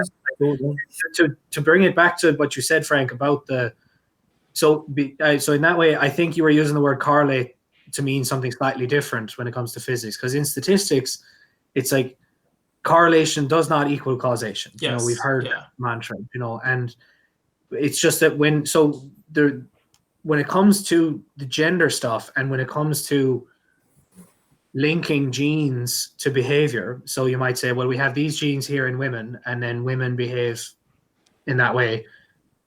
As far as I'm aware, the only studies that can be done on any of that are these kinds of correlational statistical analyses. So it's not a causal thing that's ever been established. And as I said, you could do the exact same study hundreds of years ago and conclude that it was genes that were causing black people to be slaves, which is obviously nonsense. It kind of was. It was correlated with it, but it correlated because it was like, all right, this person's great. We're going to treat them like a slave because it's easy. It's easy to tell the difference. Whereas it's not. Slave isn't genetically encoded for, Yeah, you see, like that's the thing. It's not that the correlation doesn't exist. And back then, like, you can't deny the correlation. It's just you need a more sophisticated correlation. You need a more accurate. I think when you stack. What was that, Danny? You need an explanation. Like, you need to actually explain what you're seeing, and not just some kind of correlational data. Yeah, and I think when you introduce, like you said, like, even today is like we look at these gene studies and we take these we look where there's correlations and we say, okay, so it must be associated with that. We draw connections. But I think just in general, when you have correlations, I think, and this is just real science, when let's say there's 5 correlations, but then when you keep stacking correlations and you keep stacking and stacking them, you get closer to a truth, because you get more truth in the system as you get more and more correlations. So like with slavery, you might have said black people are more athletic, or I don't know. I'm trying to connect it to an example. Yeah, I think the slavery example is a little bit too broad to compare it to the relation between genetics and behavior, and the chemistry within your brain and behavior, because slavery had so many components, whereas genetics and neuroscience and behavior I feel like they have a far more direct correlation. And what is the way in which we prove what is true, right? It's through replication. If we can reliably replicate something over and over again, that is how we prove, through the scientific method, what is true. If I, drop this water bottle over and over again, gravity takes it down at whatever, speed and velocity or what have you, right? Meters per second. Right. We can't see gravity, but we can replicate this over and over and over again within a lab, within this environment, within that environment, have different, controls and variables. But that is, I think, the way in which we prove things are true. Yeah, just this is what I mean. Like, there's the clarification. This reminds me of the Jordan Harris debates with what's true. So like the whole gravity example, the bottle dropping. I would say, does everyone know just real quick, Pythagorean's theorem? You take a right triangle, x squared plus y squared is equal to z squared. Yeah. So oh well, here's a logical. Here, try this out. If I say all men are black, and then I just hypothetically, if I say all men are black, and then I say if Frank is a man, what else can you conclude? That Frank is black. Yeah.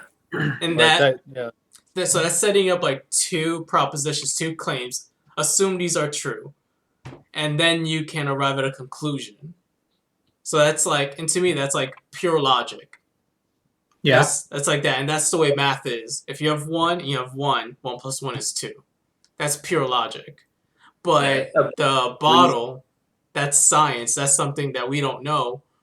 We keep dropping it, but due to the repeatability, we deem it safe enough. And this is where Jordan would say it's true enough. because pragmatically it works, as opposed to like Well, 100% logically it works.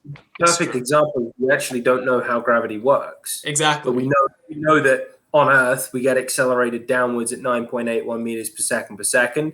On the Moon, it's 1.6 meters per second, and we can calculate and the rockets to and it's perfect for rocketry, so it's true enough.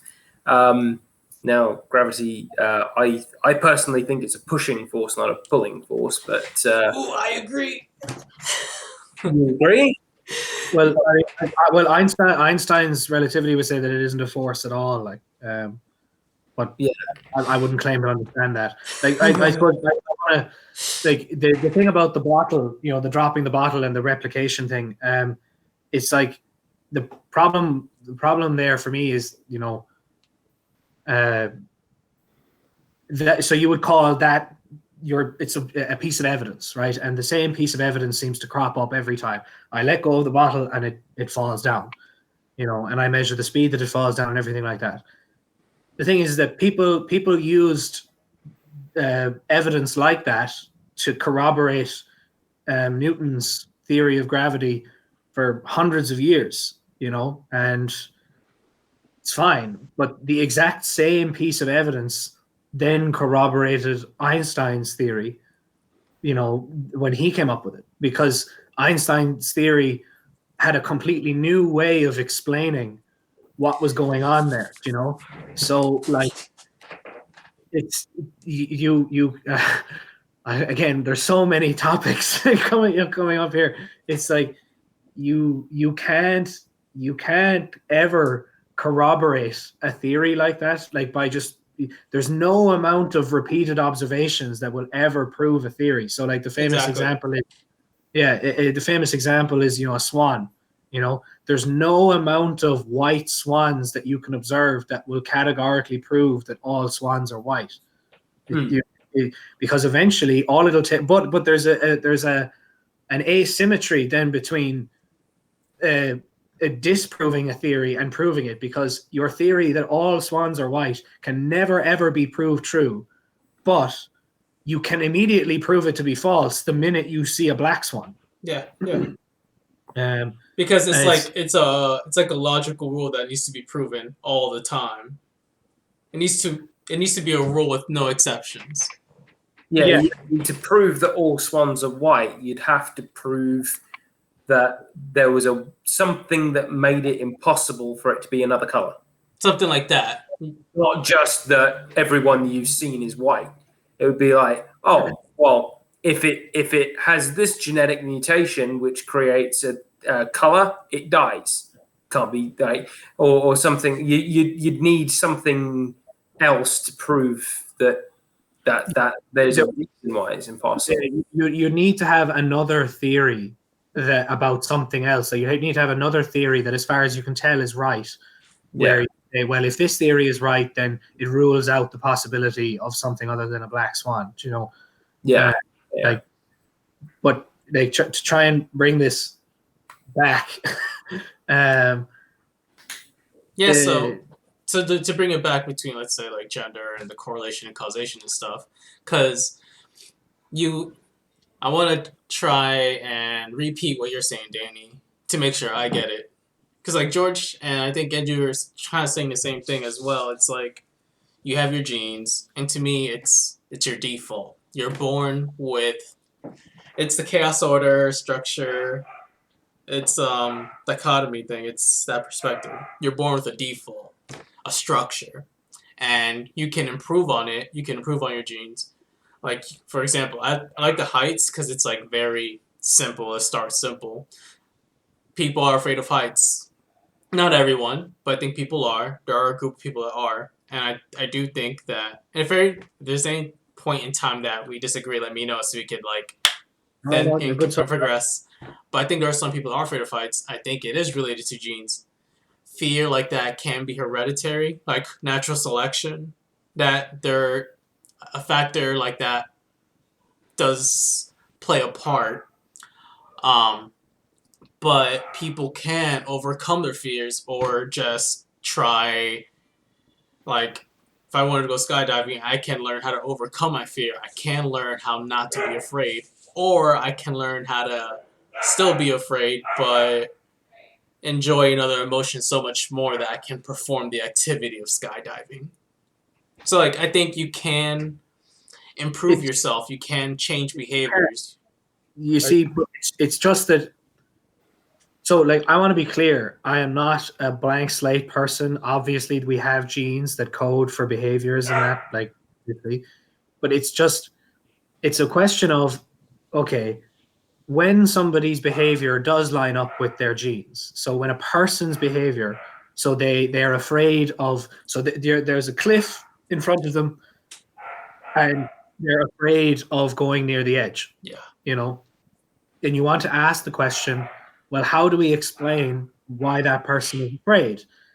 And I say that when it comes to people, you can't explain that by saying, well, because they have a gene that makes them afraid of heights.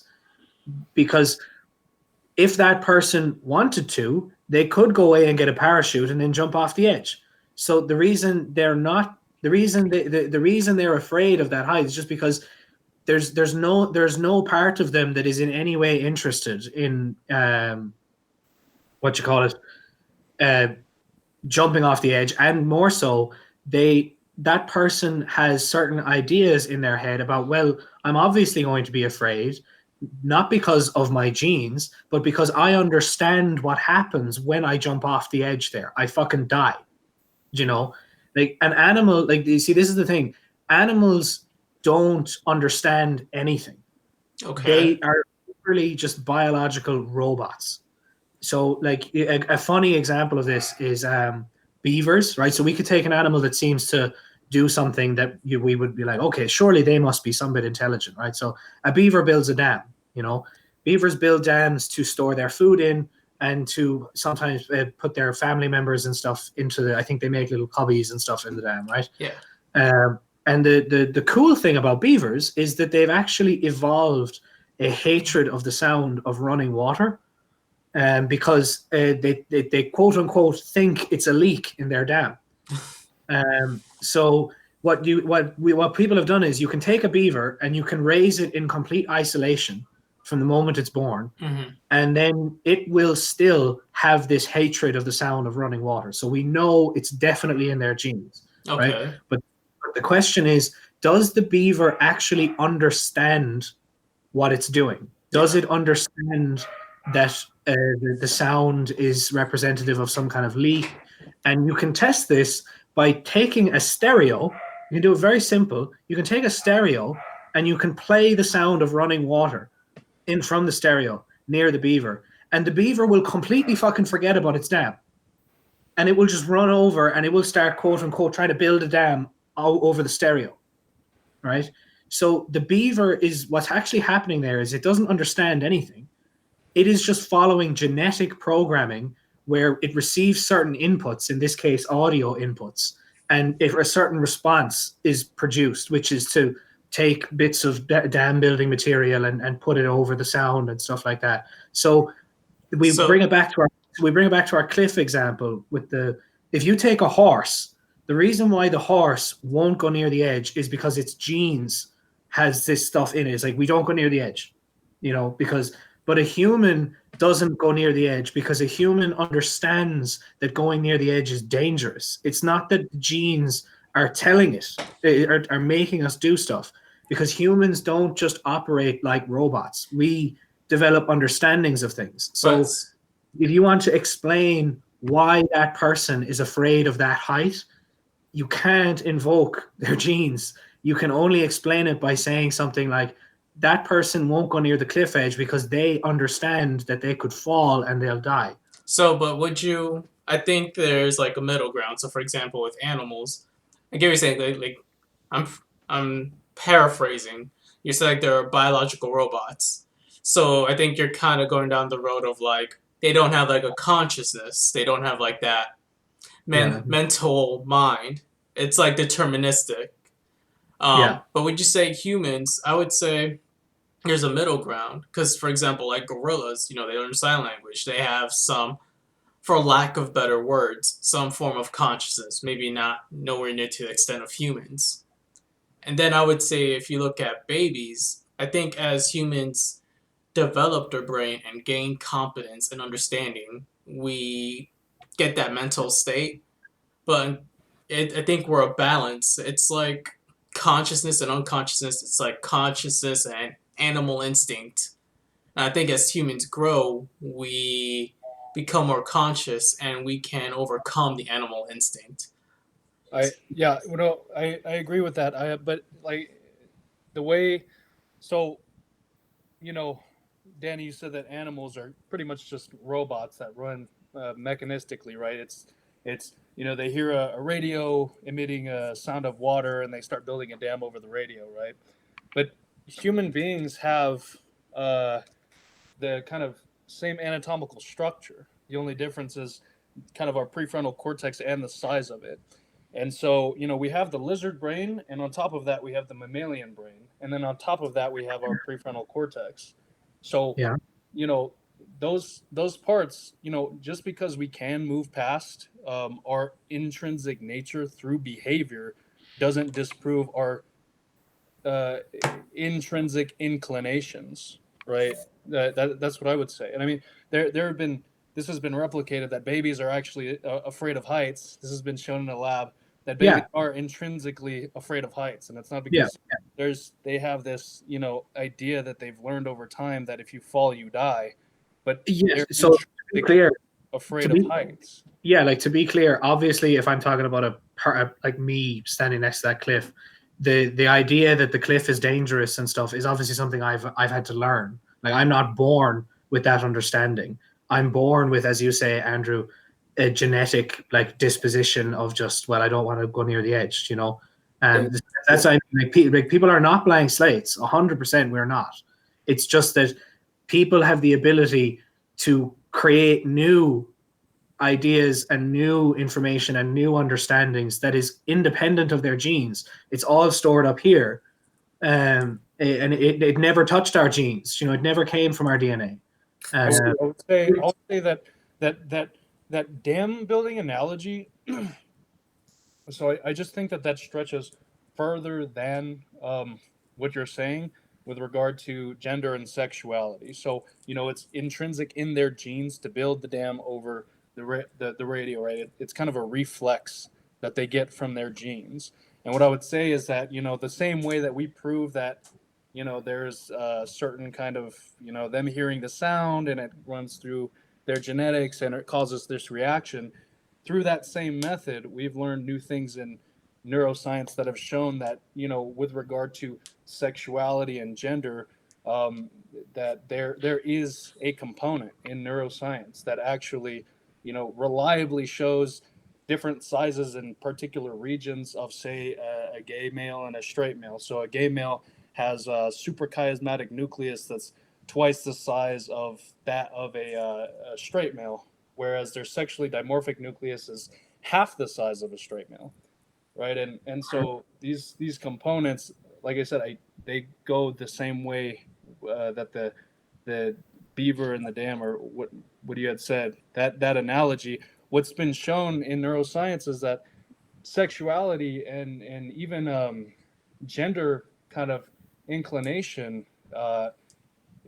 what that depends on is prenatal testosterone exposure in the utero, and it is at key kind of critical moments. If you have a genotypical predisposition toward malleability of sexuality, and you're exposed to particular amounts of testosterone at particular times in the utero, key critical moments, that gene will be activated, and you will have a proclivity, an inclination toward being a homosexual male, being a straight male, identifying more with the, say, other gender.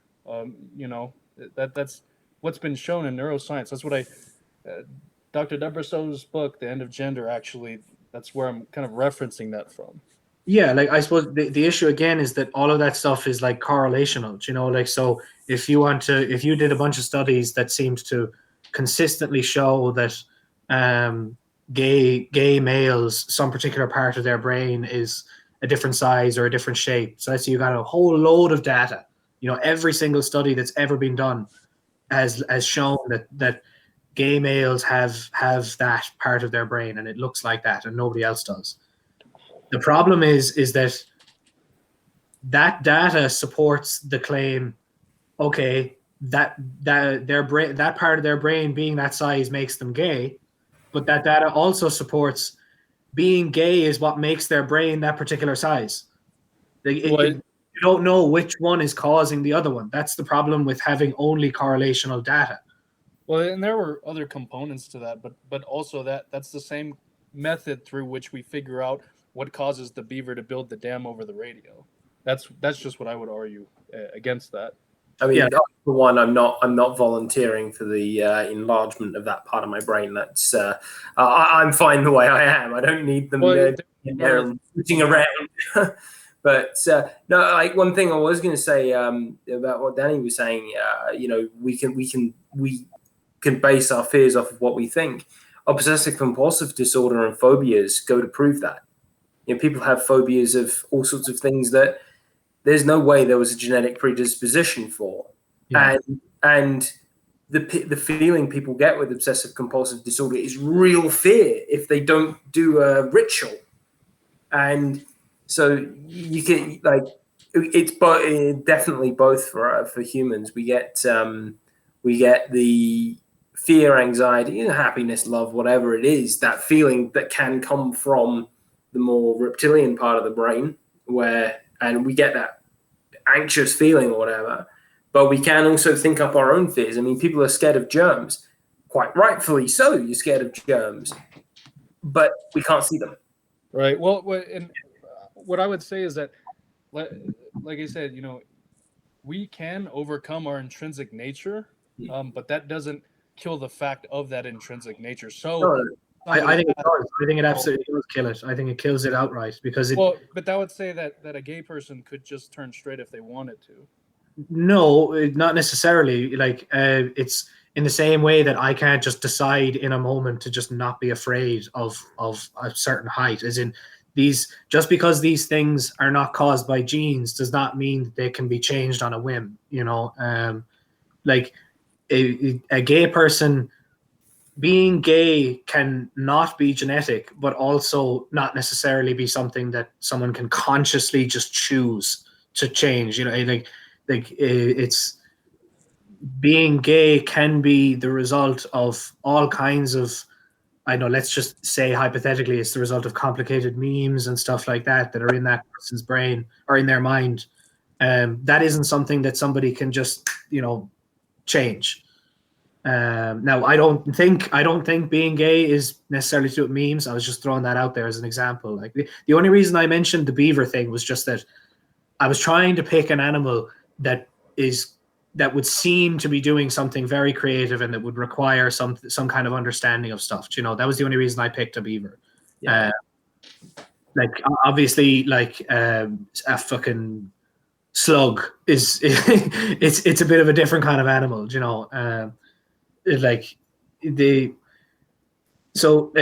I just to bring it back to the gender thing, people, if the brain is a computer and it's got software on it and people consist of that software in the same way that I presume you all have some kind of Microsoft Word or something on your PC, right? The application Microsoft Word does not consist of the silicone and the platinum and that's in your PC. It is this. It's not the Microsoft Word is not made of silicon and platinum. It's like more meta. It's a software that is instantiated in the silicon and the platinum. But you can easily take that and copy it into something else, into a different set of silicon and platinum in another computer and stuff. So it's the same with people. People are not made of stuff. People are software instantiated in stuff. So I really disagree because there have been studies that back in kind of the Nazi camps that scientists had conducted where they had a set of twins, and they wanted to make one twin a boy and one twin a girl, but they were both boys. And the twin that they made the girl that they made the girl, they forced him to act like a girl, grow out his hair, wear girl clothes, assume women sexual positions with his brother in order to see if they could turn him into a girl, to say, I can make this boy into kind of what I want to make him into. And that kid killed himself. He killed himself whenever he got older. I don't. Of course he did. He was being horrendously mistreated and was being consistently forced to behave in a way that he didn't want to behave. So he had certain ideas and certain things that he wanted and certain preferences, and they were all routinely not just ignored but bastardized, and he was tortured for it. Like, I mean, yeah, that would absolutely make you kill yourself. But like, I don't think that really establishes anything about what it means when we say that somebody feels like a girl. So just to continue, like with the metaphor, like the hardware and software, because Danny, you did agree that no one's a blank slate. We all have some kind of predisposition. Then to speak in terms of the metaphor, it's like there's hardware and software. On a metaphor. Yeah, on the metaphor. Yeah. Well, okay. But just to keep using that same line of language, I guess you would also say that initial software can be created from the hardware. Yeah, like as in, so the genes do contain information, and that information obviously somehow encodes for some kind of software, the development of some software in the brain. Exactly. Like, yeah, that's fine. Yeah. And then just to go back what you were saying, it's just the whole correlation thing, and then like what Andrew was saying, like, well, there's studies being done. I think it kind of goes back to, this is what I was trying to tie it back to with science and just like the water bottle dropping. Like, we come up with a theory to explain why is the bottle of water dropping, and we have this idea.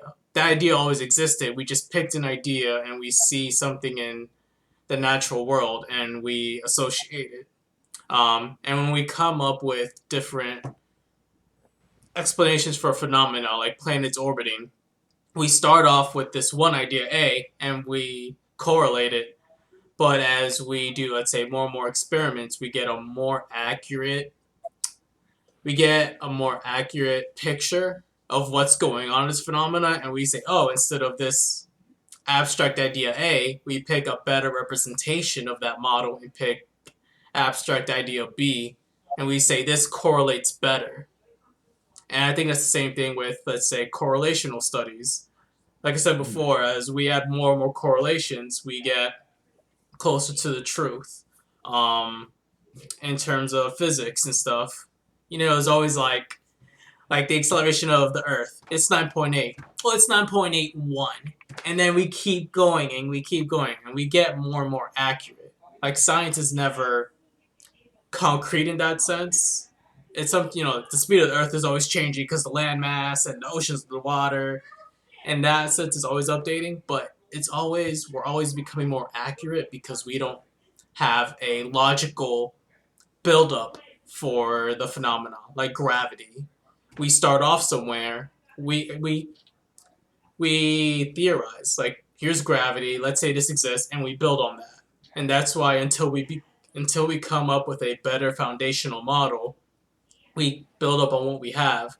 And then you get Einstein, and we get better foundational models. And it's basically saying we get better maps of the world, a better map that more accurately correlates abstract ideas with the phenomena in reality. So, like, to tie it back with this, there's correlational studies and it's science. It's not like logical truth, but it's true enough until we get a better scientific model. So apply it to gravity. Gravity is like one of the most truer models we can come up with. And then we go to, let's say, like gender studies and all this. We have some model, but we have to be careful and we have to realize that this isn't the truth. And maybe in time we'll have a more truer model to explain these correlations. Well, like I wouldn't really agree at all that like science, and when I say science, like first of all, I don't know if I would put psychology in the same thing as science, but that doesn't really matter. We can call it whatever we like. Okay. The like the I think that is a different, like I said earlier, it's a different use of the word correlate, like because what we did, but going from Newton to Einstein was not, so to take your metaphor of like a map. So if I can understand what you're saying, tell me if this is wrong, but you envisage what we've done with gravity over the years as a kind of, well, we're essentially filling in the map in greater and greater and greater detail, like the what's gravity, like. But what happened with Newton and Einstein was, this is Newton's map. People just took a match to it and lit it on fire, and then like Einstein had a completely different map about what was going on, because like Newton explained gravity as a force, that, and it was, whether you call it a push force or a pull force, doesn't matter. The point is, he said it was a force. Einstein says it's not a force at all. That there is no force of gravity. It's just, I don't know what the fuck you call it, like the bending of space time. Yeah, it's like or something. space time. Yeah. Yeah, what the hell that means. But the point is that it's not just like a more accurate or detailed thing. It's a completely different mode or different way of explaining what's happening. Yeah. Like, Yeah. so like he in Newton's theory, like mass and or space and time were like these background objects. They were just things that were there, and then objects moved around in those things. Whereas in Einstein's theory, space and time were these dynamic things that bucked and weaved, and you know, they were integral to the whole thing. You know. Yeah, so let me just come back. So, like, I agree with what you said. It's not that they took Newton and then they took Einstein. Oh, they didn't just improve on Newton's. This is a better method because it points out the incorrections in Newton's method, and this is a better map. Einstein's is just an overall better map. But it's a completely different map as well. Yeah, so that's fine. Yeah, it's, and the reason why I think this matters is just, it's to your, like, the way you're using the word correlate. You know, it's like,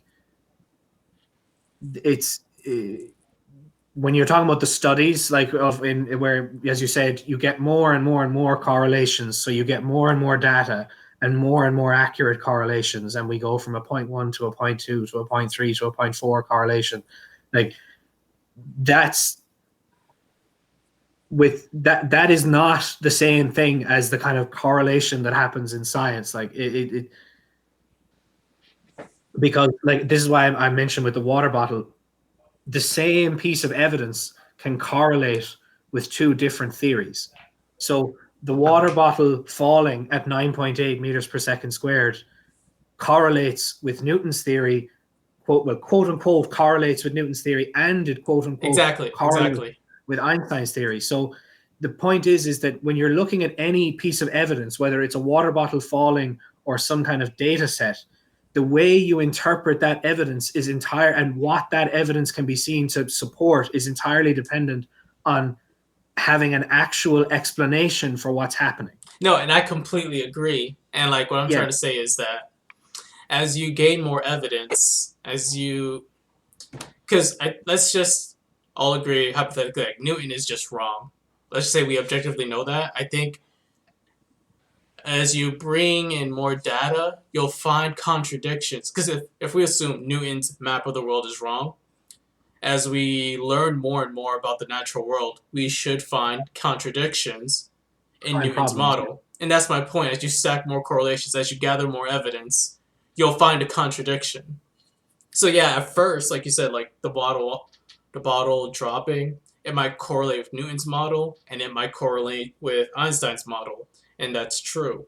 But as you gather more and more correlations around the natural world and different phenomena, you'll find contradictions in Newton's model that will lead you to a better map, like Einstein. But my point there, just, and I see Andrew wants to say something, so I'll just say this very, very quickly. My point with the water bottle thing is just to say that what counts as evidence in favor of a theory changes completely. over time, because the minute you come up with a new theory, suddenly that same thing isn't a piece of evidence in favor of Newton anymore. It's actually a piece of evidence in favor of Einstein.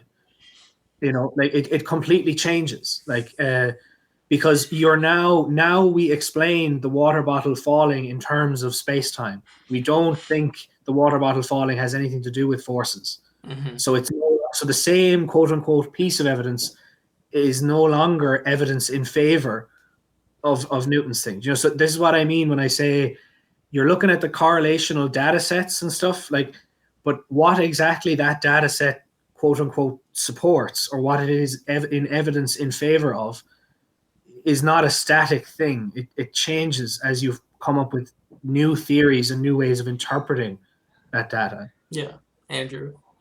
Oh, I was just so I have a little bit, and then I do have to go. So, but I would like to ask Danny, what is the process by which we've determined that animals are mechanical robots, pretty much? Well, the way I would put it is the difference between animals and humans is that animals only have access to the information that's in their genes. That's it. Well, Humans have access to that and all of the information that they can create. I agree with that. Yeah. So I just wondered about the process by which we figure out, that they are pretty much just mechanical beings that are kind of input and then reaction and then output. Because I would argue it's the same process by which we determine, at least up to the mammalian point, how kind of humans behave. And you said you don't believe in a blank slate kind of theory, right? But yeah. But so then, to what extent do you believe genetics and neuroscience contribute to a human's behavior if you don't believe in a blank slate? Not at all, really. I think an adult human, none of their behavior is genetic, is explained by genetics. But wouldn't that be a blank slate? No.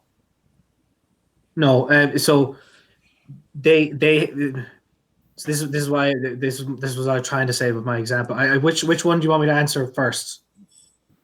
The question about is that a blank slate, or the question about how do we know that animals aren't creative? No. I mean, I know, that we've already made that clear, how. But I was just wondering. But which one? I'm happy to answer one or both, but I just want which. Okay, is it? And you can explain all animal behavior that we can observe can be explained by just saying, well, there's something in their genes that's making them do that, right? If animals were creative, we would be expecting them to behave differently than they do. We would be expecting them to behave like people, but they don't. Like let me see, what's a good example here?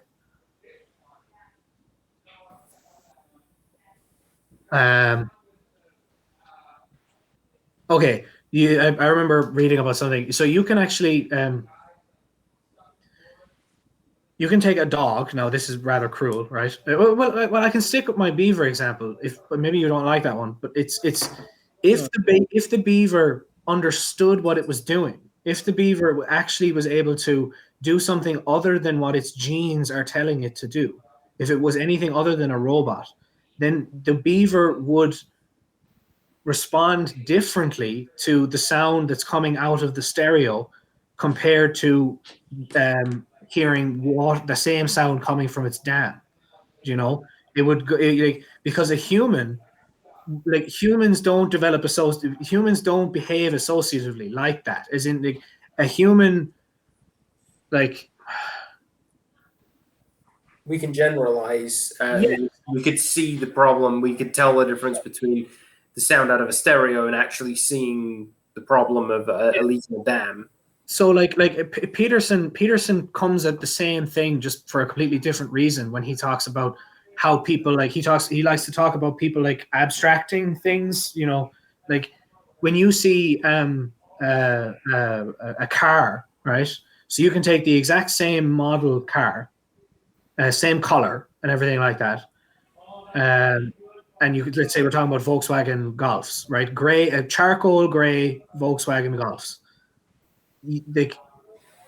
You could take like no two Volkswagen Golfs are going to look exactly the same. One might have a dent, another one might have mud on its wheels, another one might have a dirty windscreen or something like that. But we are able to recognize what we're looking at as a Volkswagen Golf. Or like the example I think Jordan uses is like a church. Like I think it might be him that uses this example, or it might be someone else I read. Like I can draw on a piece of paper like that kind of pentagon shape with a cross on top of it. Now that looks absolutely nothing like any church in real life. Churches in real life don't look like a pentagon on the front with a cross. They're these big three-dimensional objects that are gray and have different pillars and gargoyles and all this kind of weird stuff sticking out of them. And they can have different colored windows and everything. But a human is able to look at any of them and still go, that's a church. Because what a human has is a generalized understanding of what a church is. And they then apply that to what they're looking at. If an animal could do that, if a beaver could do that, it would be able to tell that sound that's coming from the speaker is not something it needs to worry about. And it definitely wouldn't just start ignoring its dam. I don't know if that is that helpful. I understand. I think that to try and I guess steelman your position, what you would say is that pretty much the smart part of our brain is able to kill out any type of inclination that the more primitive parts of our brains kind of try and deliver to us. Is that? Yeah, like I wouldn't quite put it. I don't, because we're made of the same kind of stuff. We have mammalian brains and lizard brains as well. Right. But we're from, those animals. Kind of like where we come from. The difference is our prefrontal cortex. And I say that our only disagreement here is, I guess, maybe it's the effect of intrinsic nature. Maybe it's definitely the extent to which your genes determine your behavior. It's definitely that, because you say none at all, and I say to a fairly far extent. It at least affects the intrinsic way in which you feel. We would both agree that you can overcome intrinsic ways that you do feel, and exert a type of behavior that perhaps counters. I don't know, like say the fear of heights, right? You can still jump off the cliff even though you're scared to death. You have a parachute on or what have you. It doesn't make you less scared to death, I would say, in the first place at least. Right. But you can still jump that cliff. So the way, like, if we imagine like actual robots that humans build, right? How do they work?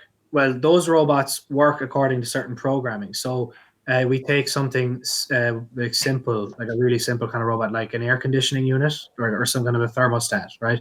So what that thermostat does next is entirely dependent on, there's a little piece of software that's in it that allows it to track temperature inputs, and depending on how it reads the temperature, it will cool down the room, or it'll pump hot air into the room or something like that, right? Right. But right. that thermostat obviously doesn't, it's able to do that. It's able to have that kind of quote unquote behavior without understanding anything of what it's doing, without having any kind of consciousness or anything like that. I'm saying that animals are just really complicated versions of exactly that. They're except the programming is in their genes, So when the horse is brought up to the cliff edge and it starts screeching and rearing, like what it's doing there is the equivalent of the thermostat detecting some kind of temperature change and producing a response. Whereas a human a human does not work off of that kind of input-output thing. When someone starts pushing you towards a cliff, it's not just that there's some kind of raw mechanistic input-output thing happening. It's that a human actually understands, well, if I go over that edge, I'm going to fucking die.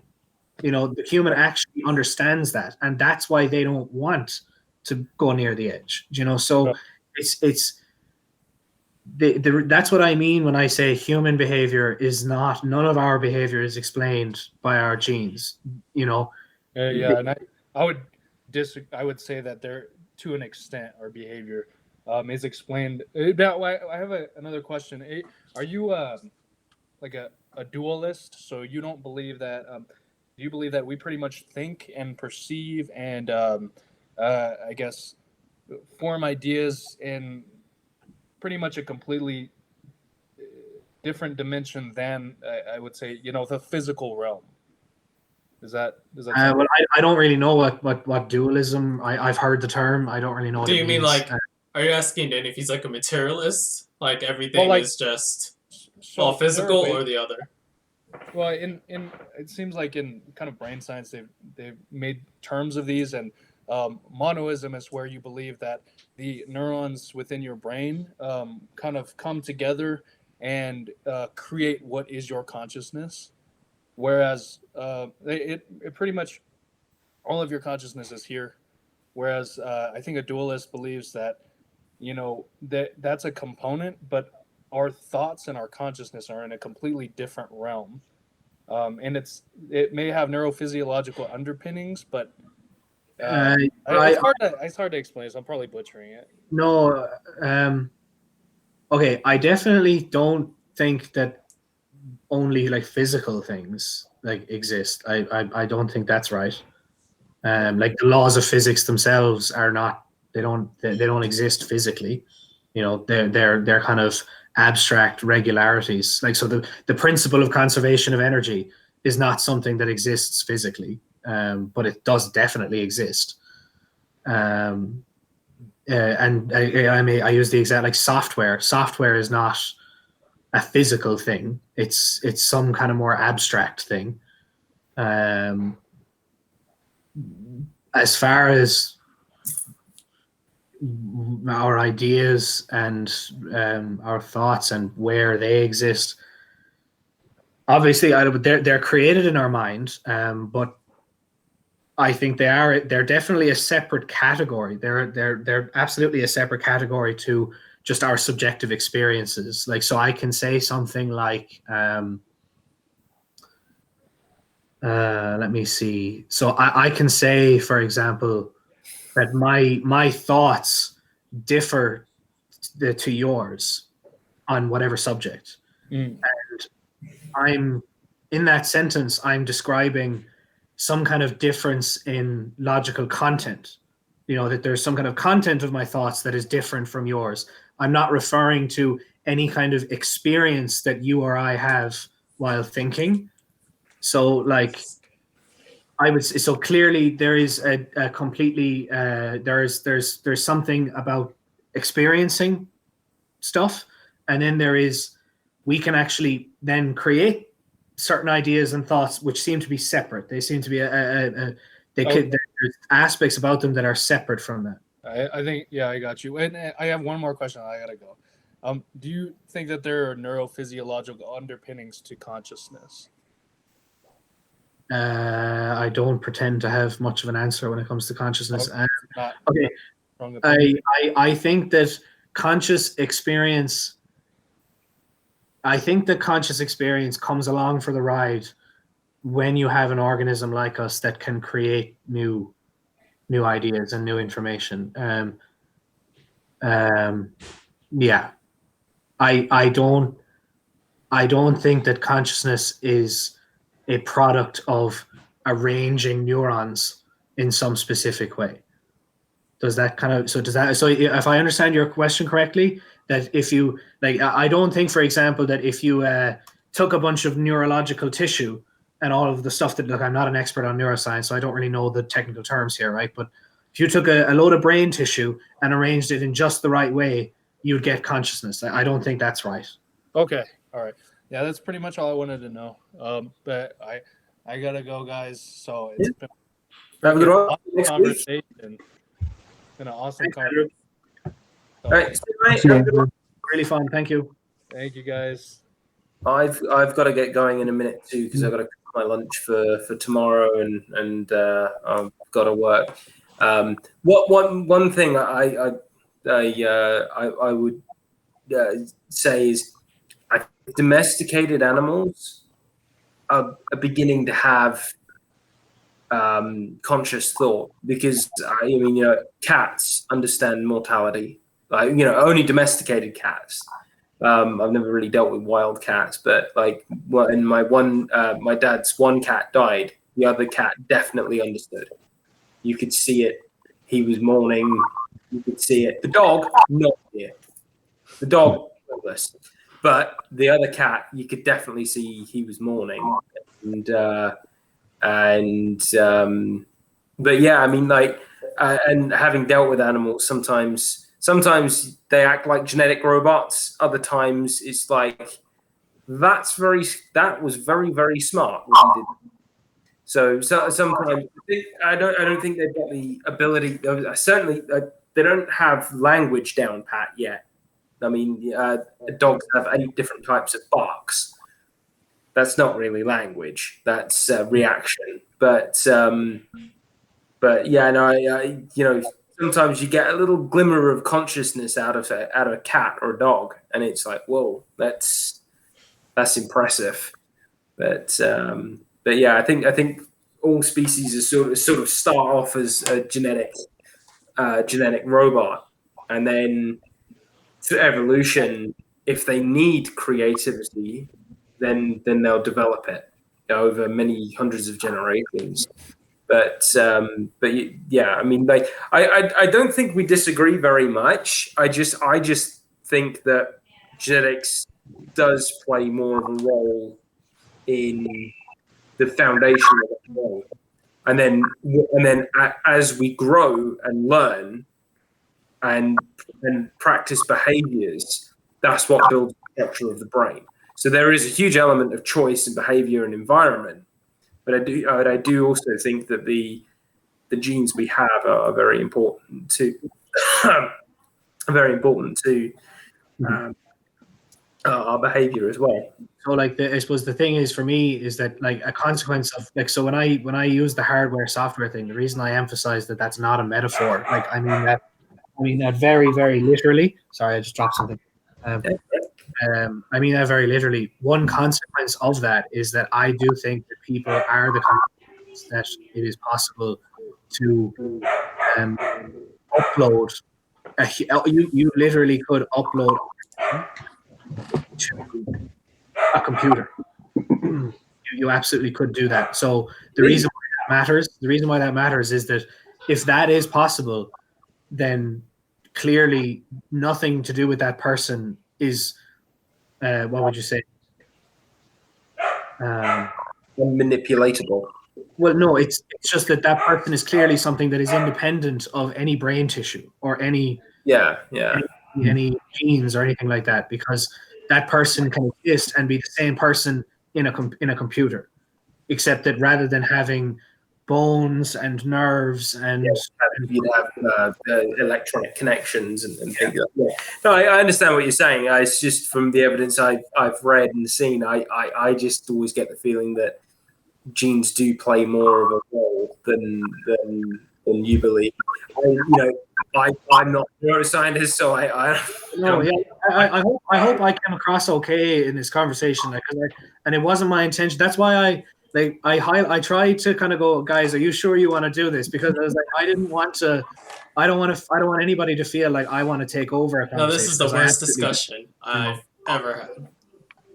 No, this is cool, man. I think everyone's cool with it. I was interested in what you believe, and I'm kind of glad I asked because, yeah, I mean, I understand why you believe what you believe, and I can see that I can see more area of agreement than disagreement to how I would say gender is predominantly a genetic component, and how you say, well, gender is like, I understand what your methodology is saying, that correlation is not causation, so it's difficult to say. But I'm sorry, guys, but I've got to get going. I've got to cook lunch and for tomorrow and get going. So have a good one, and see you next week. And I hope I didn't drag the conversation. No, that was very good. This is why we're here, man. Yeah. Anyway, guys, have a good week. I'll you guys stay safe, and see you soon. Bye-bye. See you. Guys, I'm probably gonna head out too. It was really interesting. I didn't input much, but it was more interesting listening to you guys on this one. But we will see you next week. All right, man. Take care. All right, have a good night. I know I can hang out for a bit longer if you want to, Frank. I don't really mind. I've got until about maybe like another 40 minutes. All right. Yeah. No, that's perfect. Uh, Yeah, I'm thinking like I doubt we'll see if this will come up again in the future, but just in case it doesn't. Just to like start here, just so I have like to make sure I have a consistent understanding of where you stand. So yeah, I get what you're saying, like you don't treat it as a metaphor, you treat it as literal, like human beings have hardware and software. mhm. And I think if I understand this right, you also believe that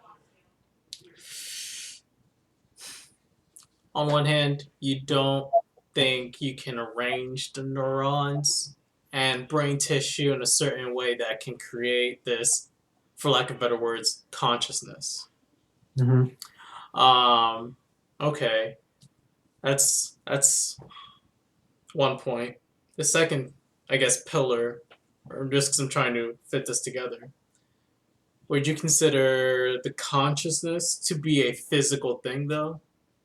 Like, was No. that something that's matter, or you think it's It's an abstract. Yeah, Yeah. it's abstract.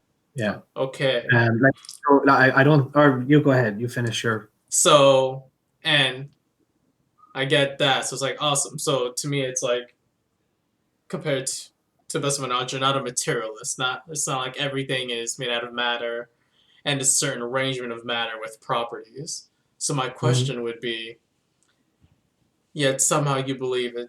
I might have understood this incorrectly. Do you believe you can upload your consciousness to a computer then? How would you be able to do that if it's not matter? I don't understand. Why would that mean? Why would something be like? Because the way it's playing out in my head, it's fine. I don't mind. No, it's just the dog here. I don't know if you can hear it.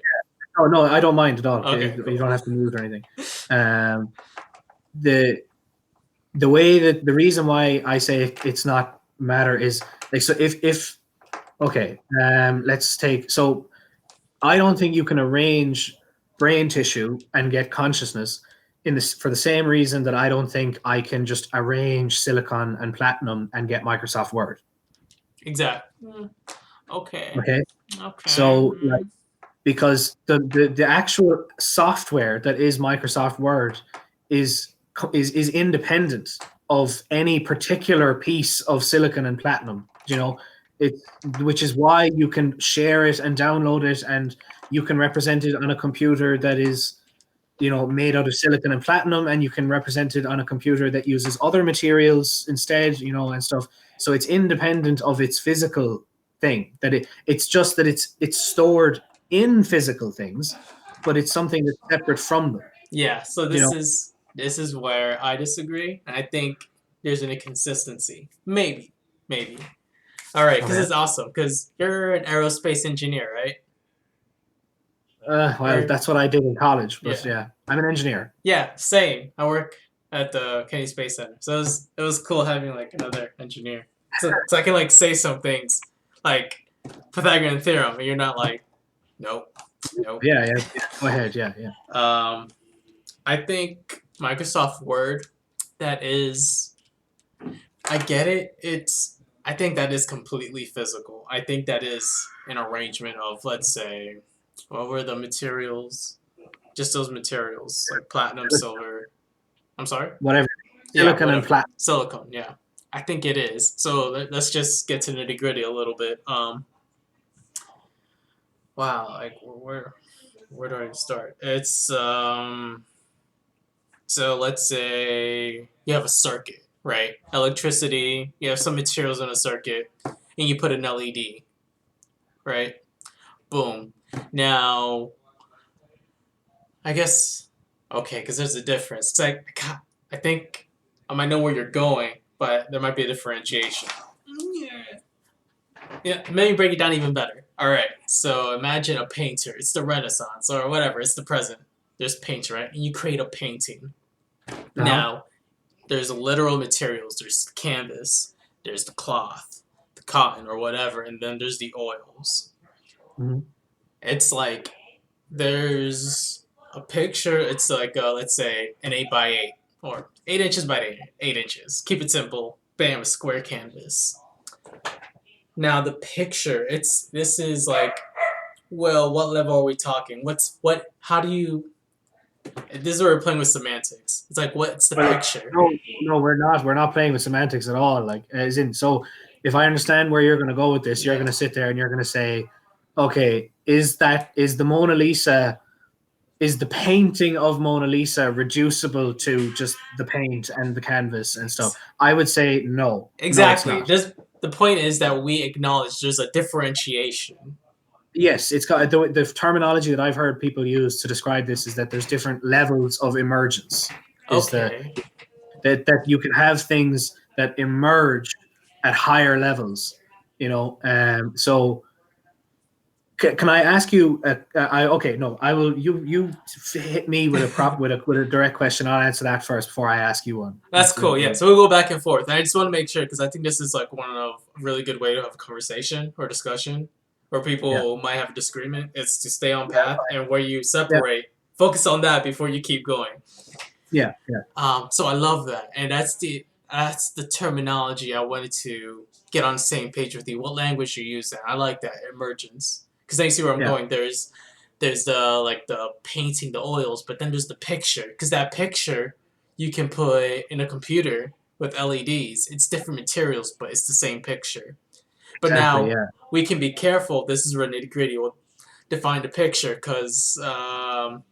Let's say in terms of resolution, the LEDs, depending on the resolution of your computer, you might be able to go to a much higher resolution. There are different resolutions, and the painting will actually have a better resolution than the computer because the computer has square bits. Okay, yeah. But then you can play with them, be nitty gritty. It was like, actually, man, the LED, the wavelength as it dissipates from the center, the intensity of the light. Any of that, I don't think any of that matters. No. But it's acknowledging those differences, and it's fine. Okay. But then it's like whether it's the oil or it's the LED made out of light, based off silicon. It's the abstraction of the picture that it's like we're kind of trying to focus on. Yeah. So you hit the nail on the head perfectly with this example of the painting because you can't reduce the painting down to the oil and the paint and the canvas precisely because you can take the picture that the painting is of and you can store that on a computer so that image is not made of the oil and the painting and whatever, but we can see that it's the same painting. So clearly, like in my mind, that categorically proves that the painting is something that it emerges and it is a completely distinct thing. It's an abstract thing, but it can then be instantiated in different physical forms. So you can have different physical instances made out of completely different physical substrates or different physical things. But the painting itself exists on a higher level of emergence, right? So it's the same with the software, right? Yeah. Microsoft Word, and again, a good way of showing that the program is not the same thing as its silicon and its platinum. You can have a bug in the software But if you wanted to fix that bug, you wouldn't crack open the PC and start fucking with the silicon. Now, maybe you might if it's some kind of real catastrophic failure. Maybe there's something wrong with your PCB or something.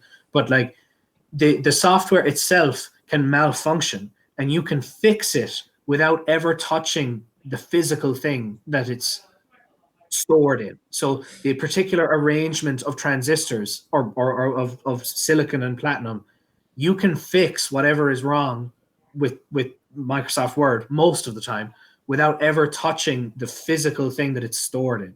Yeah, so it's just that's another distinction. Let's say the bug or the error or the evil or whatever, it can exist on either plane. Like say the LED might be eroding, disintegrating, so that pixel messes up. Or maybe if you're like in Photoshop or something, it's not the pixel, it's the software that's messed up. There's a bug, or you just picked the wrong color, man.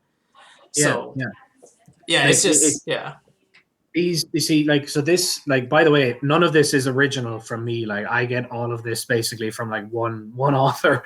But what's happening, like, is you could take that painting, right, and it's on the canvas, and and someone came along and you were saying, and you wanted to explain to them what's there, right? If you reduce the painting to its physical things, you would say stuff like, well, what's there is a piece of canvas, excuse me, and then there is different colors of acrylic paint on that canvas, and the paint has been put onto the canvas in this particular shape or something like that, and you can describe in amazing detail just these reducible parts and the way they're arranged, but you've lost some part of the explanation there. You've lost some information by refusing to admit that you can have this emergent level, that you can have things that the minute you arrange stuff in particular ways, new things can emerge at higher levels. What you've done is you've lost the some small piece of information. So instead of just describing endlessly the arrangement of this paint on this canvas, if you just said, well, what you're looking at is a painting of a woman, what you're looking at is an image of, it's called the Mona Lisa. Leonardo da Vinci painted it hundreds of years ago. That is information about what you're looking at that exists at higher levels of emergence, right? yes. The big example, well, okay, so to bring it back to the thing about consciousness, right? So it's like conscious experience is okay, we don't know what consciousness is, so I don't know if I would call it a software, and I don't know if I would call it like the product of a software or something. I don't know. But it's whatever it is, the conscious. If you took me and let's say we fast forwarded to 1,000 years from now or something when we have this technology, if you took me and you downloaded me onto a computer, there would still be like something that it is like to be me. I would have some kind of a conscious experience while on that computer. So it's not whatever is causing that conscious experience. It can't be my brain matter right now. It's got to be something that exists at that higher level of emergence, some kind of software. And this really is why, like, notions of gender and stuff, like what this means is that fundamentally, like, you and the girl next to you, the fact that you're in different physical forms it's completely irrelevant to trying to explain what kind of thing you are, because you are some kind of software. So you are not made of stuff. You are not stuff. You are software instantiated in stuff. In the same way that Word is not, like, in the same way that painting is not stuff. It is something that is at a higher level of emergence that is instantiated in stuff. So so here's a concern. So we said the Mona Lisa, and let's just use another example just to like reinforce it. Like the equation for Pythagoras' theorem x squared plus y squared is z squared. I mean, in the context of a right triangle. If I write that equation on a canvas, like I paint it in graffiti, or I type it in Word, we would say, like, for lack of better words, in its pure abstraction, this is Pythagoras' theorem. I see the spray paint, I see the LEDs, but this is the highest form. And we would say something like, this is a physical manifestation of this abstract idea, and here's a separate physical manifestation of that abstract idea. Yeah. Okay, so my concern is, I agree with all of that, and like you said, this is where I'm iffy. It's like, well, my consciousness, is it really just an abstraction, or is it really just a complicated physical thing? Like the computer with the LEDs, is this really, what if like AI? Like, what if I'm just a really complex form of AI and I'm not an abstraction? My consciousness. And I think that's something that maybe philosophers and everyone is still trying to figure out. I don't know what's your take on that, because personally, I don't know. About AI? About AI? No, my question, I guess, would be is, because would you say AI is... I would say that an AGI is a person in the exact same way you and me are. Wow, okay. Yeah, like I would say, because what you are an AGI. I am an AGI. AGI stands for... Oh, sorry. Okay, so in that field, they distinguish between AI, which is like fucking, I don't know, Alpha Zero, do you know, the one that plays chess or something? Yeah. So it's narrow. All it does is it just plays chess really well.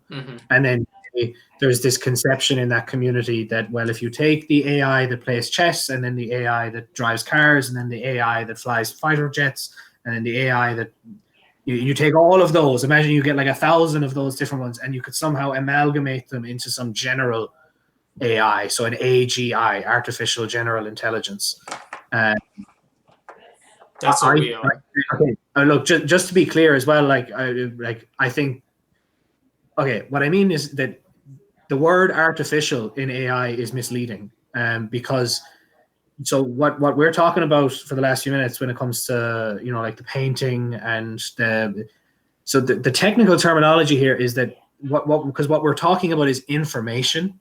So physics, like, information is a real thing. You know, it's not just some colloquial word or something like that. It's a very real thing. And there are specific criteria that something has to meet in order for it to be a medium that information can be stored in. Okay. And so, like, the reason I'm mentioning this is, so when we say there is that the painting, that the Mona Lisa is just physically instant, or the x squared plus y squared equals z squared, it's whether you write it with pencil, so with lead on a piece of paper, or you use it with electrons on a computer screen or something.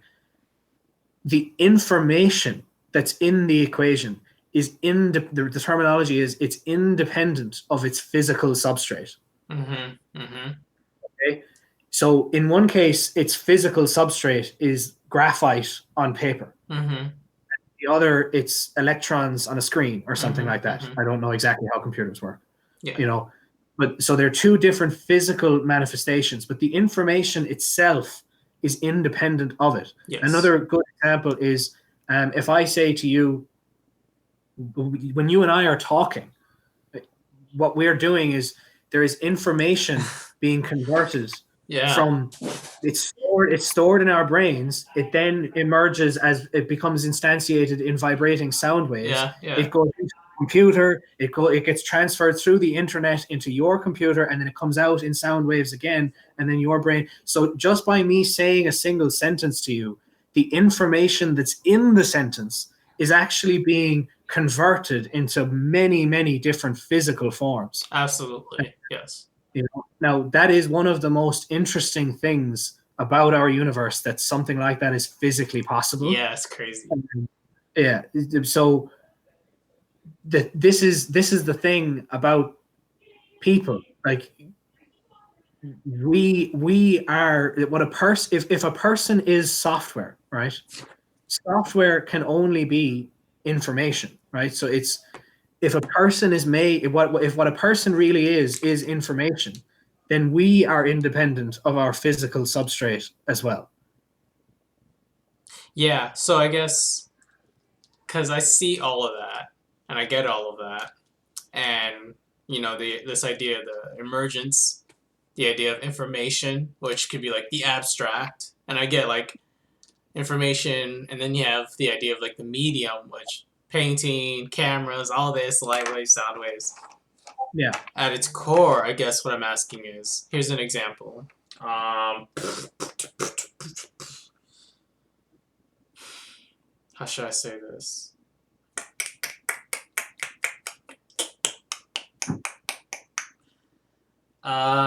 Like that thing kids do. I don't know if you're aware, but some people can take like a leaf, put them in their hands, and they can like play the leaf like an instrument.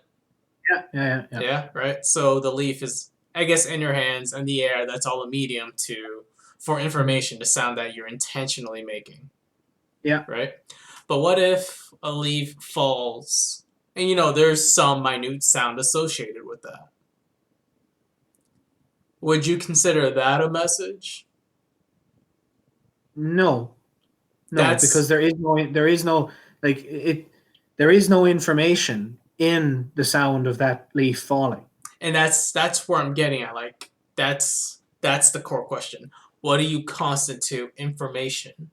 So that leaf dropping and making a sound, I'm asking is, and we both generally agree, okay, fine, that doesn't constitute information. That's just like a medium or physical structure assembling itself to create a sound, but when it's not information, what if what we consider software or consciousness is not really information? It's just a really complex material structure making something.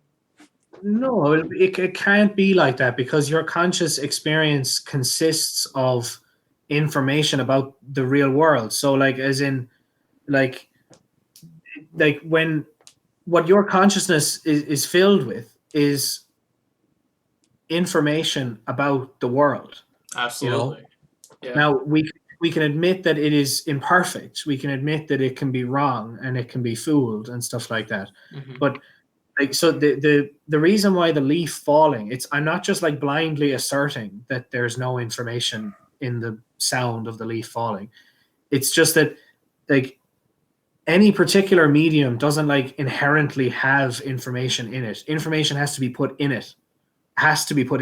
So the criteria for a medium to be something that can contain information is just that you have to have a physical system that can exist in multiple. It's possible for it to have different states. So like you can take coins, right? You can take a coin, it could be heads or tails, and you could instead, because of the fact that a coin, so like, let's say like the constant pi, right? You can't store information. You can't use pi to store information, because pi can only ever be one thing. It's whereas compare this to now something like a coin, right? A coin can exist as a heads or tails, let's say. So you can, if you wanted to, encode information in a load of coins where you've got heads and different arrangements of heads and tails. Yeah. And you can make it even more complicated then, where it's not just about heads and tails. It's about if you've got rows versus columns of coins, And when you think about it, that's exactly what computers do. It's all ones and zeros. Exactly. When the minute you have the criteria for something to then be a computer, for it to be something that processes information, is that medium. So the coins have to be able to interact with each other. So obviously, if I just laid coins out on the floor, that's not a computer. But the minute if I stepped in and I started applying rules of like, so if I, or like an abacus, right? Like the minute you start moving the stuff on the abacus, there's now something that's causing the different pieces on the abacus to relate to one another. So now you can actually compute things. You can process information. with the abacus. Yeah. I'm kind of swapping around between examples. No, that's but cool. like, It's fine. We're figuring the language Yeah. out. Yeah. But it's like this matters. It's really important. Like, Absolutely. because people, like, it's all over the place. The entire argument that a person has anything to do with their genes ignores this idea that if a person is a software, none of that can possibly be right. Do you know, because if a person is a software, it can just be taken out of, it can be removed and completely separated from those genes. All right. So this is where, just to go back, something that you said earlier. So I get what you. I don't want to interrupt. I might get a phone call at any point in the next 10 minutes, and I'm going to have to quickly cut you off. No worries. I want to flag that, and so I don't come across as rude. No worries, and we can call it a day when that happens. Yeah. So I liked what you said, like, an information, like, for like whether it's can't be a medium, like the constant pi. It's almost like you can't ingrain information in information. You can only ingrain information in a medium.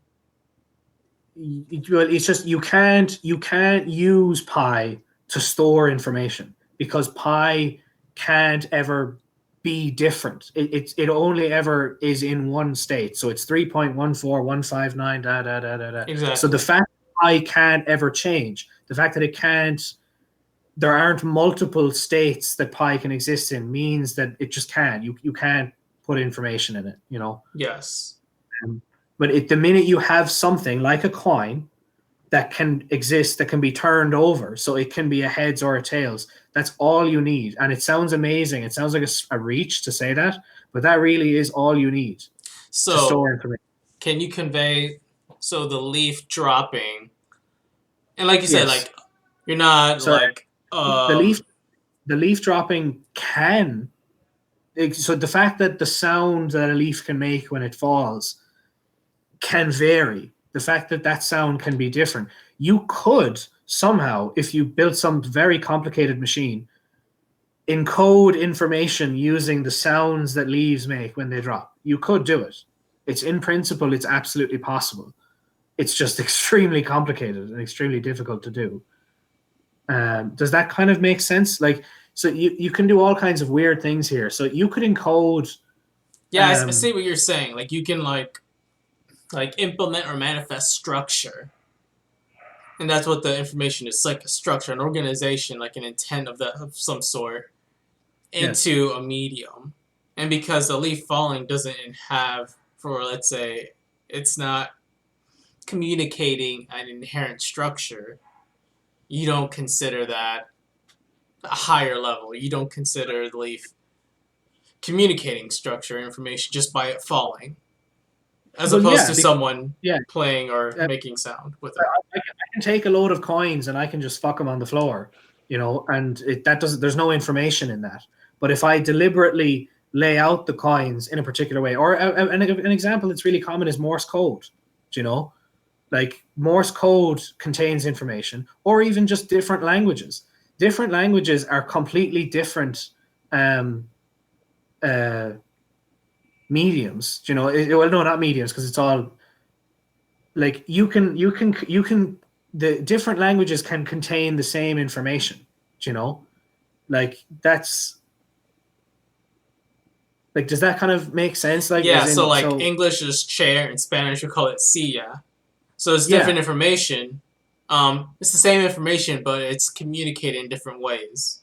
A different medium, yeah. It's a different, So in this case, it's like you're in the sound that, what did you say Spanish for chair was? Was it silla? Silla. Yeah. So there's sounds silla, and then there's the sound chair. They're different sounds, but they contain the same information. Yes. Yes, and I get that as well. It's just I'm just pushing on that idea, because like I like stuff like this to be like rock solid, just like the leaf falling, because I get it's like it's not communicating a message, but because because like you said, like, you're aware that it has some inherent stuff. Like when a leaf falls and it makes a sound, that sound is also revealing, let's say, for lack of better words, material properties of the leaf. Because a heavier leaf will produce a different sound than a lighter leaf. Just for one example. Yeah. So, there's sounds in nature that just happen in nature that can reveal certain intrinsic properties.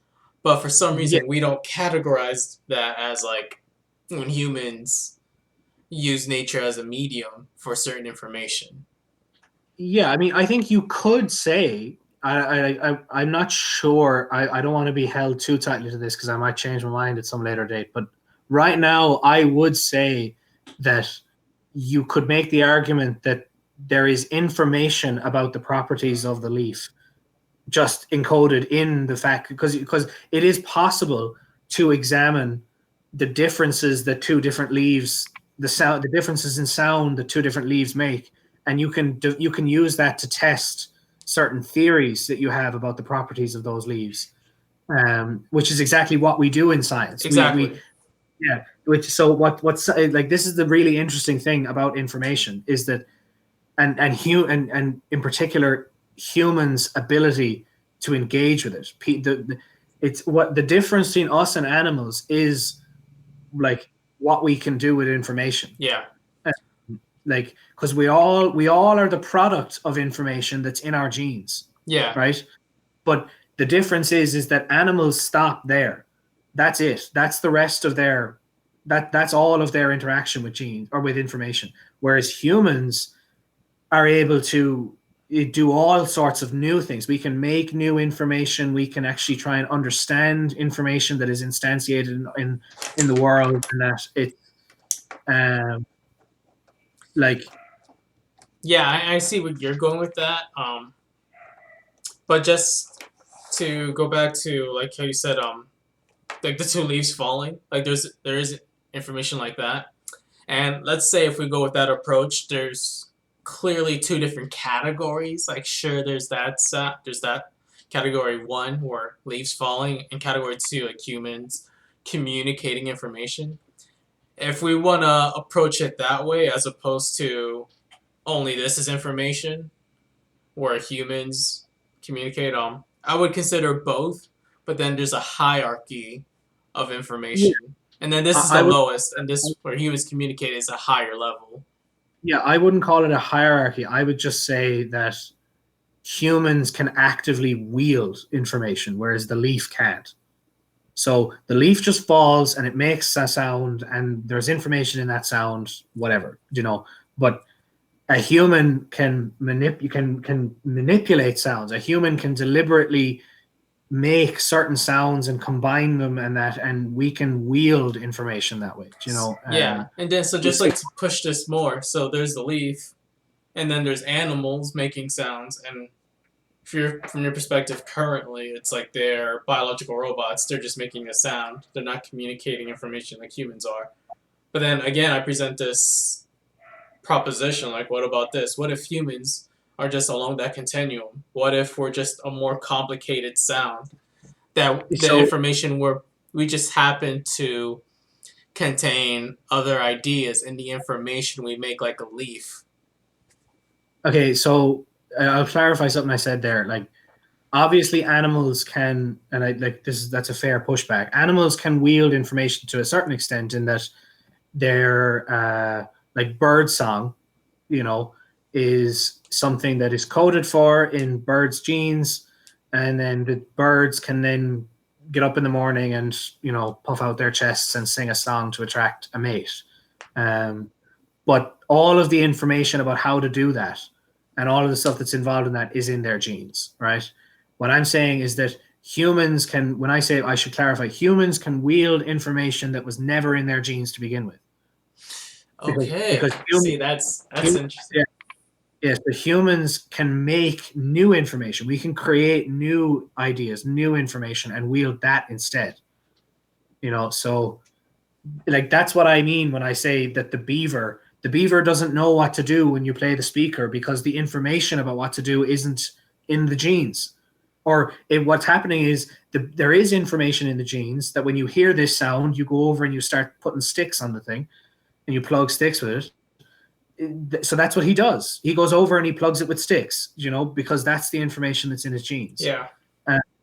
Whereas a human can be born with the information about being afraid of heights. So when you get near a high surface, back off. That information can be in their genes. But humans, over the course of their life, learn new information that they can learn information that represents a kind of understanding that, well, I don't want to die, and going near that cliff is dangerous, and jumping over high precipices can kill you. So I don't want to go near that edge because I don't think it's safe. That is not, and that set of information is not in a human's genes. All of those are theories about what the person thinks is going to happen if they go near the edge. Yeah. And so, yeah. Does that make what I've been saying for the last fucking 2 hours a bit more clear? No, yeah, I think that's something everyone should agree with. We have the capacity to transcend in that way. Yeah. So it's like, yeah. So anyway, I have to go now. I probably should go now, but it's okay. I look, if this is something you're interested in. So the guy I got all this from is a guy called David Deutsch. David Deutsch. Type this up. Deutsch, D-O-I-C-H-E? D-E-U-T-S-C-H. T-S-C-H, Deutsch. Okay, cool. This is one of his books. Nice, The Fabric of Reality. Yeah, yeah. Yeah. Fair warning before you watch any of it. It may change your life. I'm ready. He is, in my estimation, in my opinion anyway, he is going to be that guy where 100 years from now, all of his ideas will have changed the way everybody thinks, and no one has heard of him.